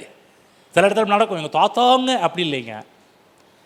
சபைக்குள்ளே தேவன் கொண்டு வர அவருடைய கிருபையால் கொண்டு வந்திருக்கிறோம். அது மட்டுமல்ல, தேவனுடைய பிள்ளையாக்கி மோதிரம், வஸ்திரம், சாப்பாடு, விருந்து எல்லாவற்றையும் கொடுக்குறார். இப்போ பாருங்கள், இந்த இளைவன் இப்போ எல்லாவற்றையும் அழித்து இழந்து போய் வந்திருக்கிறான். இவனுக்கு எல்லாமே கொடுக்குறாரு. நான் கேட்குறேன், இதெல்லாம் யாருடையது என்று சொன்னால், நான் போன வாரம் காமிச்சேன், போன வாரமாக அதுக்கு முந்தின வாரமே காமிச்சேன். அப்பா இவன் உள்ள வந்தனும் அவனுக்கு கொடுக்குற வஸ்திரமாக இருக்கட்டும், மோதிரமாக இருக்கட்டும், பாதரட்சியாக இருக்கட்டும், அவனுக்கு அடித்த கொளுத்த கன்று விருந்து, ஆடல் பாடல் நடனமாக இருக்கட்டும், ஆர்கெஸ்ட்ராவாக இருக்கட்டும், எல்லாம் யாருடைய காசு தெரியுங்களா? மூத்தவனின் காசு, மூத்தவனின் சொத்து. இது யாருடையது என்றால் அவனுடையதல்ல. இது யாருடையது? எல்லாம் மூத்தவனுடையது. நான் சொல்கிறேன், இப்போ இவன் வந்தவனே பார்த்தீங்கன்னா இவனுக்கு எங்கேருந்து எடுத்து கொடுக்குறார்? மூத்தவன்ட்டு எடுத்து கொடுக்குறார். அதே போல் தான் நாம் என்றைக்கு சபையாகி அவருடைய பிள்ளையாக மாறணுமோ அன்றைக்கு பிதாவாகி தேவன் நமக்கு எங்கேருந்து எடுத்து கொடுத்துருக்கிறார்னா, நமக்கு ஒரு மூத்த அண்ணாச்சி இருக்கிறாரு பாருங்கோ, ஏசு கிறிஸ்து. இயேசு கிறிஸ்துவினுடைய மூத்த அண்ணாச்சி அவருடைய சுதந்திரத்திலிருந்து தேவன் நமக்கு எல்லாவற்றையும் எடுத்து கொடுக்கிறார். ஆகவேதான் கிருபை, நாம் ரட்சிக்கப்பட்டது தேவனுடைய ஈவு. கிருபையால் நம்ம ரட்சிக்கப்பட்டிருக்கிறோம், எல்லாம் அவருடைய ஈவு என்று சொல்லப்பட்டிருக்கிறது. ஆமென். அப்ப நமக்கு சுதந்திரம், நாம் சுதந்திரம் பெற வேண்டும் என்றால் நம்மால் எதையும் பெற்றுக்கொள்ள முடியாது. எல்லாத்துக்கும் ஒரு மூத்தவர் தேவைப்படுகின்றார். அதுதான் நம்முடைய மூத்த சகோதரனாக இயேசு கிறிஸ்து. ஆமென். பாருங்க, வரப்போகிற நாட்களில் இன்னொரு காரியம் பேச போகிறோம். என்ன பேச போகிறோம் தெரியுங்களா? இந்த விஷயத்தில் மூத்தவன் கொஞ்சம் மூக்கம் நுழைக்கிறான். அந்த இடத்துல அவனுக்கு பிடிக்கல, கவனம் வைக்கல. ஏன் பிடிக்கல தெரியுங்களா? எதனால பிடிக்கல தெரியுங்களா? அவனுக்கு பிடிக்கல. ஏன் பிடிக்கலன்னா, இந்த படுபாவிக்கு ஏன் சொத்தை கொடுக்க வேண்டியமே இருக்கிறா, ஏன் சொத்தை காலியாக்க வந்திருக்கிறானே. ஆகவே உள்ள வரது கூட அவனுக்கு பிடிக்கல. பாருங்க, இவன் உள்ள சேர்க்கக்கூடாதுன்றான். ஏன் சேர்க்கக்கூடாது? இவன் இப்போ அவன்ட்டு ஒன்றுமே இல்லை, இப்போ யார் காசை அழிக்க போகிறான்? மூத்தவன் காற்றை தான் தீக்க போகிறான் பாருங்க. அதனால தான் அவனுக்கு ரொம்ப கஷ்டமாக இருக்குது. இதை பற்றிலாம் வரப்போகிற நாட்களில் பார்க்க போகிறோம் பாருங்க. இவனுக்கு ஏன் இப்படின்னா மண்ண ஆரம்பிச்சான்றதெல்லாம் அடுத்த வாரத்தில் வரப்போகிற நாட்களில் பார்க்க போகின்றோம். அப்போ என்ன சொல்கிறார் இந்த மூத்த குமாரன்? இந்த கதையில் வருபவன் பரிசேனோ அதுவும் கிடையாது. சொல்கிறாரு, நான் தான்ப்பா அந்த மூத்த குமாரன். இந்த கதையை சொன்னவர் சொல்கிறார், அந்த இந்த இப்போ இவனுக்கு கொடுத்த மூத்த சகோதரன் அந்த கதையில் வர மூத்த சகோதரன் கிடையாது. இந்த கதையில் அப்பா கொடுத்தது எல்லாமே எந்த மூத்த சகோதரன் வாங்கி கொடுக்குறாருனா, அந்த கதையை சொன்னாரு பாருங்க இயேசு, அவர்கிட்ட இருந்து வாங்கி கொடுக்குற மாதிரி தான் ரெக்கார்ட் பண்ணப்பட்டிருக்கிறது. ஆமென். நமக்காக இங்கு வந்தவர், குமாரன் என்ற ஸ்தானத்தை விட்டு வந்தவர், சாதாரண மனிதனை போல வந்தவர். சிலுவையில் தொங்கும் போது கூட தன்னுடைய ஸ்தானத்தை இழந்து சிலுவையில் தொங்கினார். தேவனே தேவனே என் தேவனே ஏன் என்னை கைவிட்டீர் என்றார். எதற்காக? ஏன்? மூத்த சகோதரனாக இயேசு எல்லாவற்றையும் செய்ய வேண்டும் என்றால் உங்களை என்னை அவருடைய பிள்ளைகளாக மாற்ற வேண்டும் என்பதற்காகத்தான். ஆமென். சிலுவை நோக்கி பார்க்கும்போது ஒரு எண்ணம் வரணும், ஓ என்னை தேவனுடைய பிள்ளையாக மாற்றினதே என் மூத்த சகோதரனாக இயேசு கிறிஸ்து எனக்காக இந்த உலகத்தை, அவர் பரலோகத்தை விட்டு இறங்கி எனக்காக இந்த உலகத்தில் எனக்காக இப்படி காரியத்தை செய்து என்னையும் அவருடைய குடும்பத்தில் ஒன்றாக்கினார், அவருடைய பிள்ளையாக மாற்றினாரே. ஆகவே தான் பாருங்க, நமக்காக தம்மை தாமே தாழ்த்தினவர் நம் மூத்த சகோதரன் கர்த்தராகிய இயேசு கிறிஸ்து. ஆமென். தான் மரிக்க போவதற்கு முன்னாடி இந்த சம்பவத்தை சொல்றார். இவனு மீட்பே என்னால் தான் வரப்போகிறது என்பதை காண்பிக்கிறார். ஆகவே இங்கே இருக்கிற நம்ம எல்லாரும் கிருபையால் மீட்கப்பட்டு தேவனுக்கு உடன் சுதந்திரவாளிகளாக மாறிவிட்டோம். யாரால்? மூத்தவனால், மூத்த சகோதரனால், இயேசுவால். ஆமென். ஆகவே எழுந்திருப்போம். மூத்த குமாரனாகிய இயேசு கிறிஸ்து நம்மை ஏற்றுக்கொண்டு நம்மை சுதந்திரவாளியாக மாற்றி நம்மை அவரோடு கூட வைத்திருக்கிறார். ஆமென். தேவனுடைய பிள்ளை என்ற மனநிலை எந்த ஒரு காரியத்தை பண்ணுங்க. கூலிக்காரன் என்ற மனநிலையை தூக்கி போடுங்க, வேலைக்காரன் என்கிற மனநிலையை தூக்கி போடுங்க. இங்கே வரும்போதெல்லாம் எந்த எண்ணத்தில் இருக்கணும்னா, நான் அவருடைய பிள்ளை என்கின்ற மனதை செட் பண்ணுங்க. பாருங்கள், ஒரு உதாரணம் சொல்ல பாருங்க. லுங்கி கட்டிட்டு உட்கார்றவனுக்கும் லுங்கி தெரியல, லுங்கி தானே சொல்லுவீங்க? வேஸ்டியா லுங்கியா? கைலியா? சரி, ஓகே, கைலி வேஸ்டி லுங்கி எதோ ஒன்று எடுத்துங்க. இப்போ நான் கைலியோ லுங்கியோ வேஸ்டியோ கட்டினா நான் எங்கே வேணாலும் சுருட்டி தூக்கிட்டு எங்கே வேணாலும் உட்காந்துடலாம். உட்கார முடியுமா? உட்கார முடியாதா? ஏங்க உட்காரலாம், நீங்கள் சொல்லுங்கள். சாக்கடை ஓரத்தில் கூட உட்கார முடியும். உட்கார முடியுமா? உட்கார முடியாதுங்களா? ஏங்க முடியுமா? முடியாதுங்களா? முடியும். சரி, இதே கொஞ்சம் கோட் சூட்லாம் போட்டு வரணும்னு வச்சுக்கோங்களேன். என்ன பண்ணுறது? கோட் சூட்டு போட்டு வந்தால் கூட இந்த சேரை அத்தனை தொட்டு பார்க்கணும். அழுக்காக இருக்குதா? உங்களுக்கு கூட தான் அப்படி தான். நைட்டி போட்டிங்கன்னா நைட்டி போட்டால் எங்கே வேணாலும் உட்காந்துருவீங்க. இதே பட்டு சேலைலாம் கட்டினீங்கன்னா, நல்லா காஸ்ட்லியான ட்ரெஸ் எல்லாம் போட்டிங்கன்னா எப்படி இருக்கும்? அதாவது லுங்கி அவன் மைண்டையே மாற்றிடுது. ஆனால் கோட் சூட் பாருங்க, அதுவும் அவன் மைண்டை மாற்றுது. லுங்கி அவனை சீப்பாக நடக்க வைக்குது, ஆனால் கோட் சூட்டு அவனை ஒரு மென்மையானவன் நடக்க வைக்குது. அவன் கர்த்தராகிய இயேசு கிறிஸ்து நம்ம இந்த கூலிக்காரன், அடிமை, இப்படிப்பட்ட நிலைமையில் இருந்த அந்த எண்ணத்துக்கு நீ தேவனுடைய பிள்ளை, ஆமென். சொல்லுங்க, அந்த கெத்து, அந்த அந்த பெருமை நமக்குள்ள இருக்கணும். நான் ஆண்டவருடைய பிள்ளை. சொல்லுங்க, நான் ஆண்டவருடைய பிள்ளை. நல்லா சொல்லுங்க, நான் தேவனுடைய பிள்ளை. சொல்லுங்க, நான் தேவனுடைய பிள்ளை. ஆமென். புரியுதுங்களா? பேரை காப்பாற்றணும். அப்பா பேரை காப்பாற்றணும். கிறிஸ்தவன் என்ற பேரை காப்பாற்றணும். கிறிஸ்து என்ற பேரை வச்சுக்கிட்டு கிறிஸ்துவுக்கு அவப்பேர் ஏற்படுத்த கூடாது. அவன் சொல்கிறான், கூலிக்காரில் ஒருவனாக என்னை ஏற்றுக்கொள்ளணும். ஏன் நம்ம சொல்கிறான்? அப்பா, உங்கள் சொத்தை பிடிக்கிட்டு போனேன், எப்படியாவது நான் வந்து வேலை செஞ்சு இந்த பேலன்ஸ் எல்லாம் அழைச்சிடுறேன். அதுக்கு தான் உள்ளே வரான். டேய், நீ கூலிக்காரன் கிடையாது, என் பிள்ளை. ஆமென். ஜெபத்துக்கு வரும்போதெல்லாம் அப்படி சில பேர் பண்ணுற ப்ரேயரே பார்த்தீங்கன்னா, அவங்க அந்த புத்தி அந்த அந்த அந்த வர வார்த்தையில் அவங்க புத்தி எப்படிப்பட்ட புத்தியாக இருக்குது தெரியும். ஆண்டவரே, ஐயோ இப்படி இந்த பிள்ளை வரும்போது எப்படி வரும்? ஏங்க, கெஞ்சுவோம். ப்ரேயரில் போய் ஆண்டவரே ப்ளீஸ் ப்ளீஸ்னு கெஞ்ச ஆரம்பிப்போம். பிள்ளை வரும்போது எப்படி வரும்? பிள்ளைங்க வரும்போது எப்படி வரும்? உங்கள் வீட்டுக்குள்ளே உங்கள் பிள்ளைங்க வந்தால் எப்படி வரும்? என்னங்க சொல்ல மாட்டேன்றீங்க? நின்றுட்டே தூங்குறீங்களா? நான் கேட்குறேன், உங்கள் பிள்ளைங்க உங்கள் வீட்டில் நுழைஞ்சா எப்படி வருவோம்? சொல்ல மாட்டீங்களா? என்னங்க அமைதியாக நிற்கிறீங்க? நான் உங்கள்கிட்ட தானே கேட்குறேன். சில பேர்லாம் எட்டி உழைச்சி கூட உள்ள வருவாங்க. நீங்கள் இப்போ நான் உங்கள் வீட்டில் வந்து அப்படி வர முடியுமா? இல்லை பக்கத்தில் இருக்கிற ஆள் உங்கள் வீட்டுக்கு வந்தால் வர முடியுமா? எங்கே ப்ளீஸ், உள்ளே யார் இருக்கா? டொயின் டொயின். முதல்ல மெதுவாக கட்டிங்க. வேகத்தில் தட்டினீங்கன்னா வெளியே கதவு நீலாம் மண்ணு என்ன மெதுவாக தட்ட மாட்டேன். மற்றவங்களாம் நீங்கள் திட்டணும் திட்ட மாட்டீங்க. ஆனால் பிள்ளைக்கு இருக்கிற வேல்யூ வேறு, வெளியாளுக்கு இருக்கிற வேல்யூ வேறு. நீங்கள் ஜெபத்தில் போகும்போதெல்லாம் அந்த பிள்ளை என்ற மனநிலை போங்க. அங்கே போய் கெஞ்ச மாட்டீங்க, அழுதுட்டு இருக்க மாட்டீங்க, ஒப்பாரி வச்சுட்டு இருக்க மாட்டீங்க, ஆண்டவரே அப்படிலாம் சொல்ல மாட்டீங்க. பிள்ளை வருது, கிச்சனுக்கு போகுது, எதையும் கேட்குறது, அது பாட்டுக்க போடும், அது பாட்டு எடுத்து சாப்பிட்டு பாட்டுக்க போயிட்டே இருக்கும். புரியுதுங்களா சொல்கிறது என்ன? இப்போ நம்மளால தானே பண்ணுவோம். நீங்கள் இப்போ நான் உங்கள் வீட்டில் வந்து டைரெக்டாக உங்கள் வீட்டில் உள்ளே போக முடியுமா? கிச்சனுக்கு போக முடியுமா? தட்டு எடுக்க முடியுமா? சாப்பாடு எடுத்து போட முடியுமா? நீங்கள் என்ன நினைப்பீங்க?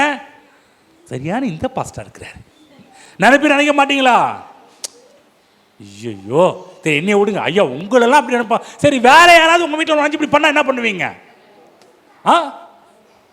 உரிமை எப்படி? அந்த தைரியத்தை கொடுத்தது என்ன? பிள்ளை என்கின்ற உணர்வு. ஜெபத்தில் போகும்போதெல்லாம் பிள்ளை என்ற உணர்வில் போங்க. அதுதான் நான் என்னுடைய ஜெபத்தெல்லாம் கவனித்து பார்த்தீங்கன்னா தெரியும். இங்கே ஸ்டேஜில் உட்காந்து அழுதுகிட்டு கூப்பாடு போட்டுக்கிட்டு கெஞ்சிக்கிட்டு அது மாதிரிலாம் இருக்காது. அன்பின் பிதாவே, இயேசுவின் நாமத்தில் உம்மிடத்தில் வருகிறேன். ஆமென். ப்ரேயரை ஸ்டார்ட் பண்ணும்போது இயேசு போல, பிதாவே இயேசுவின் நாமத்தில் உம்மிடத்தில் வருகிறேன் ஆண்டவரே, உங்களுடைய பிள்ளையாக வருகிறேன். ஆமென். இனிமேல் உங்கள் ப்ரேயர் மாறணுமா? அப்படியே பண்ண போகிறீங்க. எப்படி பண்ண போகிறீங்க? பிள்ளை என்ற ஸ்தானத்தில் ஜெபத்தை பண்ணி பாருங்க. இனிமேல் ப்ரேயரே வேற மாதிரி வரும். ரிசல்ட்டே கிடைச்சிருச்சுன்னு அர்த்தம். ஹல்லேலூயா, ஸ்தோத்திரம் ஆண்டவரே. நீர் கொடுத்த வார்த்தைகளுக்கு நன்றி செலுத்துகிறோம். எங்களோட பேசினதற்காக நன்றி செலுத்துகிறோம். எங்கள் கண்களை திறந்திருந்ததற்காக நன்றி செலுத்துகிறோம். நாங்களுடைய பிள்ளைகள். ஹல்லேலூயா, நாங்களுடைய பிள்ளைகள். இன்றைக்கு இந்த குமாரத்துவத்தை பற்றி போதித்தீரே, புத்திரத்துவத்தை பற்றி போதித்தீரே. நாங்கள் அடாப்ட் பண்ணப்பட்டவர்கள் அல்ல, உம்முடைய சொந்த பிள்ளைகள் கர்த்தாவே. உம்முடைய சாயலாக எங்களை உருவாக்கி வைத்திருக்கிறதற்காக நன்றி செலுத்துகிறோம். ஹல்லேலூயா, ஹல்லேலூயா. ஓ நன்றி ஆண்டவரே. உம்முடைய பிள்ளைகளாக இருப்பதை குறித்து பெருமிதம் கொள்கின்றோம். உம்முடைய பிள்ளைகளாக இருப்பதை குறித்து நாங்கள் மகிழ்ச்சி அடைகின்றோம். ஹல்லேலூயா. நாம் அவருடைய பிள்ளைகளாக இருக்கிறோம். நாம் தேவனுடைய பிள்ளைகளாக இருக்கிறோம். தேவன் நமக்கு பாராட்டின அன்பு, பிதா நமக்கு பாராட்டின அன்பு எவ்வளவு பெரிதென்று பாருங்கள். அப்பா, உம்முடைய அன்பை பார்க்கிறோம் ஆண்டவரே. எங்களை உம்முடைய பிள்ளையாக மாற்றி இருக்கிறீர் ஆண்டவரே. லேட்டாலாம் எங்களுக்கு எது செய்யறதில்ல ஆண்டவரே. உள்ளே வந்து நீ உடனே செய்தது போல நாங்கள் உம்முடைய பிள்ளையான உடனே எல்லாவற்றுக்கும் சுதந்திரவாளியாக எங்களை வைத்திருந்ததற்காக நன்றி செலுத்துகிறோம். இனிமேல் இந்த பூமியில் கூலிக்காரனை போல, வேலைக்காரனை போல, மற்ற ஆட்களை போல இல்லை, உம்முடைய பிள்ளையாக வாழ போகிறோம் ஆண்டவரே. இதுவரை உம்முடைய பேரை நாங்களும் அவமானப்படுத்திட்டோம். எப்படி இந்த இளையவன் அப்பா பேரை கெடுத்தானோ, குடும்ப பேரை கெடுத்தானோ, அதே போல் நாங்களும் அநேக நேரம் கிறிஸ்துவ பேரை கெடுத்துட்டோம் ஆண்டவரே. உம்முடைய பேருக்கு அவ பேர் கொண்டு வந்துட்டோம் ஆண்டவரே. தப்பா வாழ்ந்துட்டோம் ஆண்டவரே. அப்பா, இனிமேல் அப்படி வாழ மாட்டோம் ஆண்டவரே. உம்முடைய பிள்ளையாக வாழ போகிறோம் கர்த்தாவே. அந்த உணர்வில் வாழப்போகிறோம் கர்த்தாவே. இருக்கிற ஒவ்வொருவரும் இந்த பூமியில் நம்முடைய பிள்ளைகளாக வாழ்ந்து உம்முடைய நாமத்தை மகிமைப்படுத்தட்டும் கர்த்தாவே. ஹல்லேலூயா, ஹல்லேலூயா. நன்றி நன்றி நன்றி ஆண்டவரே. எங்கள் அன்பின் பிதாவே, இயேசுவின் நாமத்தில் நம்முடைய சமூகத்தில் வருகிறோம். இன்றைக்கு எங்களுக்கு கொடுத்த நல்ல இந்த நேரம் வேலை கரண்டி செலுத்துகிறோம். இன்றைக்கு நீங்கள் எங்களோடு பேசுனதுக்காக நன்றி ஆண்டவரே. எங்கள் கண்களை திறந்தீரே. புத்திரன் என்றால் யார் என்பதை பற்றி சொன்னீரே. புத்திரர்களுக்குரிய ஆசீர்வாதத்தை பற்றி சொன்னீரே. ஆண்டவரே, புத்திரர்கள் ஆக்கி எங்களை குப்பை தொட்டியில் போட்டு விடாமல் சபை என்கின்ற குடும்பத்தில் கொண்டு வந்து எங்களை சேர்த்து எங்களை ஒரு அங்கமாக்கி எங்களுக்கு ஒரு உரிமை சாக்கியம் எல்லாவற்றையும் மீட்டு கொடுத்தீரே. அப்பா, நாங்கள் இங்கே உள்ளே வந்தது ஏதோ நாங்கள் பண்ண புண்ணியம், நாங்கள் பண்ண தியாகம் இல்லை. எல்லாத்துக்கும் காரணம் எங்கள் மூத்த சகோதரனாகி நீர் கர்த்தராகிய இயேசு கிறிஸ்து உம்மாள், உங்கள் புண்ணியத்தால் நாங்கள் உள்ளே இருக்கிறோம் ஆண்டவரே. உங்கள் கிருபையால், உங்கள் தயவால், உங்கள் இரக்கத்தால், உங்கள் காருண்யத்தால் நாங்கள் உள்ளே இருக்கிறோம் ஆண்டவரே. ஹல்லேலூயா. நாங்கள் உள்ளே வந்தது வேற யாரு பண்ண தியாகம் இல்லை ஆண்டவரே. கல்வாரி சிலுவையிலே நீர் செய்த தியாகத்தால் நாங்கள் இங்கே இருக்கிறோம் ஆண்டவரே. உங்களுடைய கல்வாரிக்கு நாங்கள் நன்றி செலுத்துகிறோம். எங்களை பிள்ளையாக்கும்படிக்கு கல்வாரியிலும் ரத்தத்தை சிந்தினீரே, ரத்தம் சிந்தினீரே. உங்களுடைய சிலுவை உயர்த்துகிறோம், சிலுவை கனம் பண்ணுகிறோம். இங்கே இருக்கிற ஒவ்வொருவரும் சிலுவை கனம் பண்ணுகிற ஆட்களாக, உமக்கு மரியாதை கொடுக்கிற ஆட்களாக, குடும்பத்தை காப்பாற்றுகிற ஆட்களாக, ஆசீர்வாதத்தை அவர்கள் பெற்றது மட்டுமல்லாமல் சந்ததிகளுக்காக ஆசீர்வாதத்தை எடுத்து செல்கிறவர்களாக மாறட்டும் என்று ஆசீர்வதிக்கிறேன். இயேசு கிறிஸ்து நாமத்தில் பிதாவே, ஆமென்.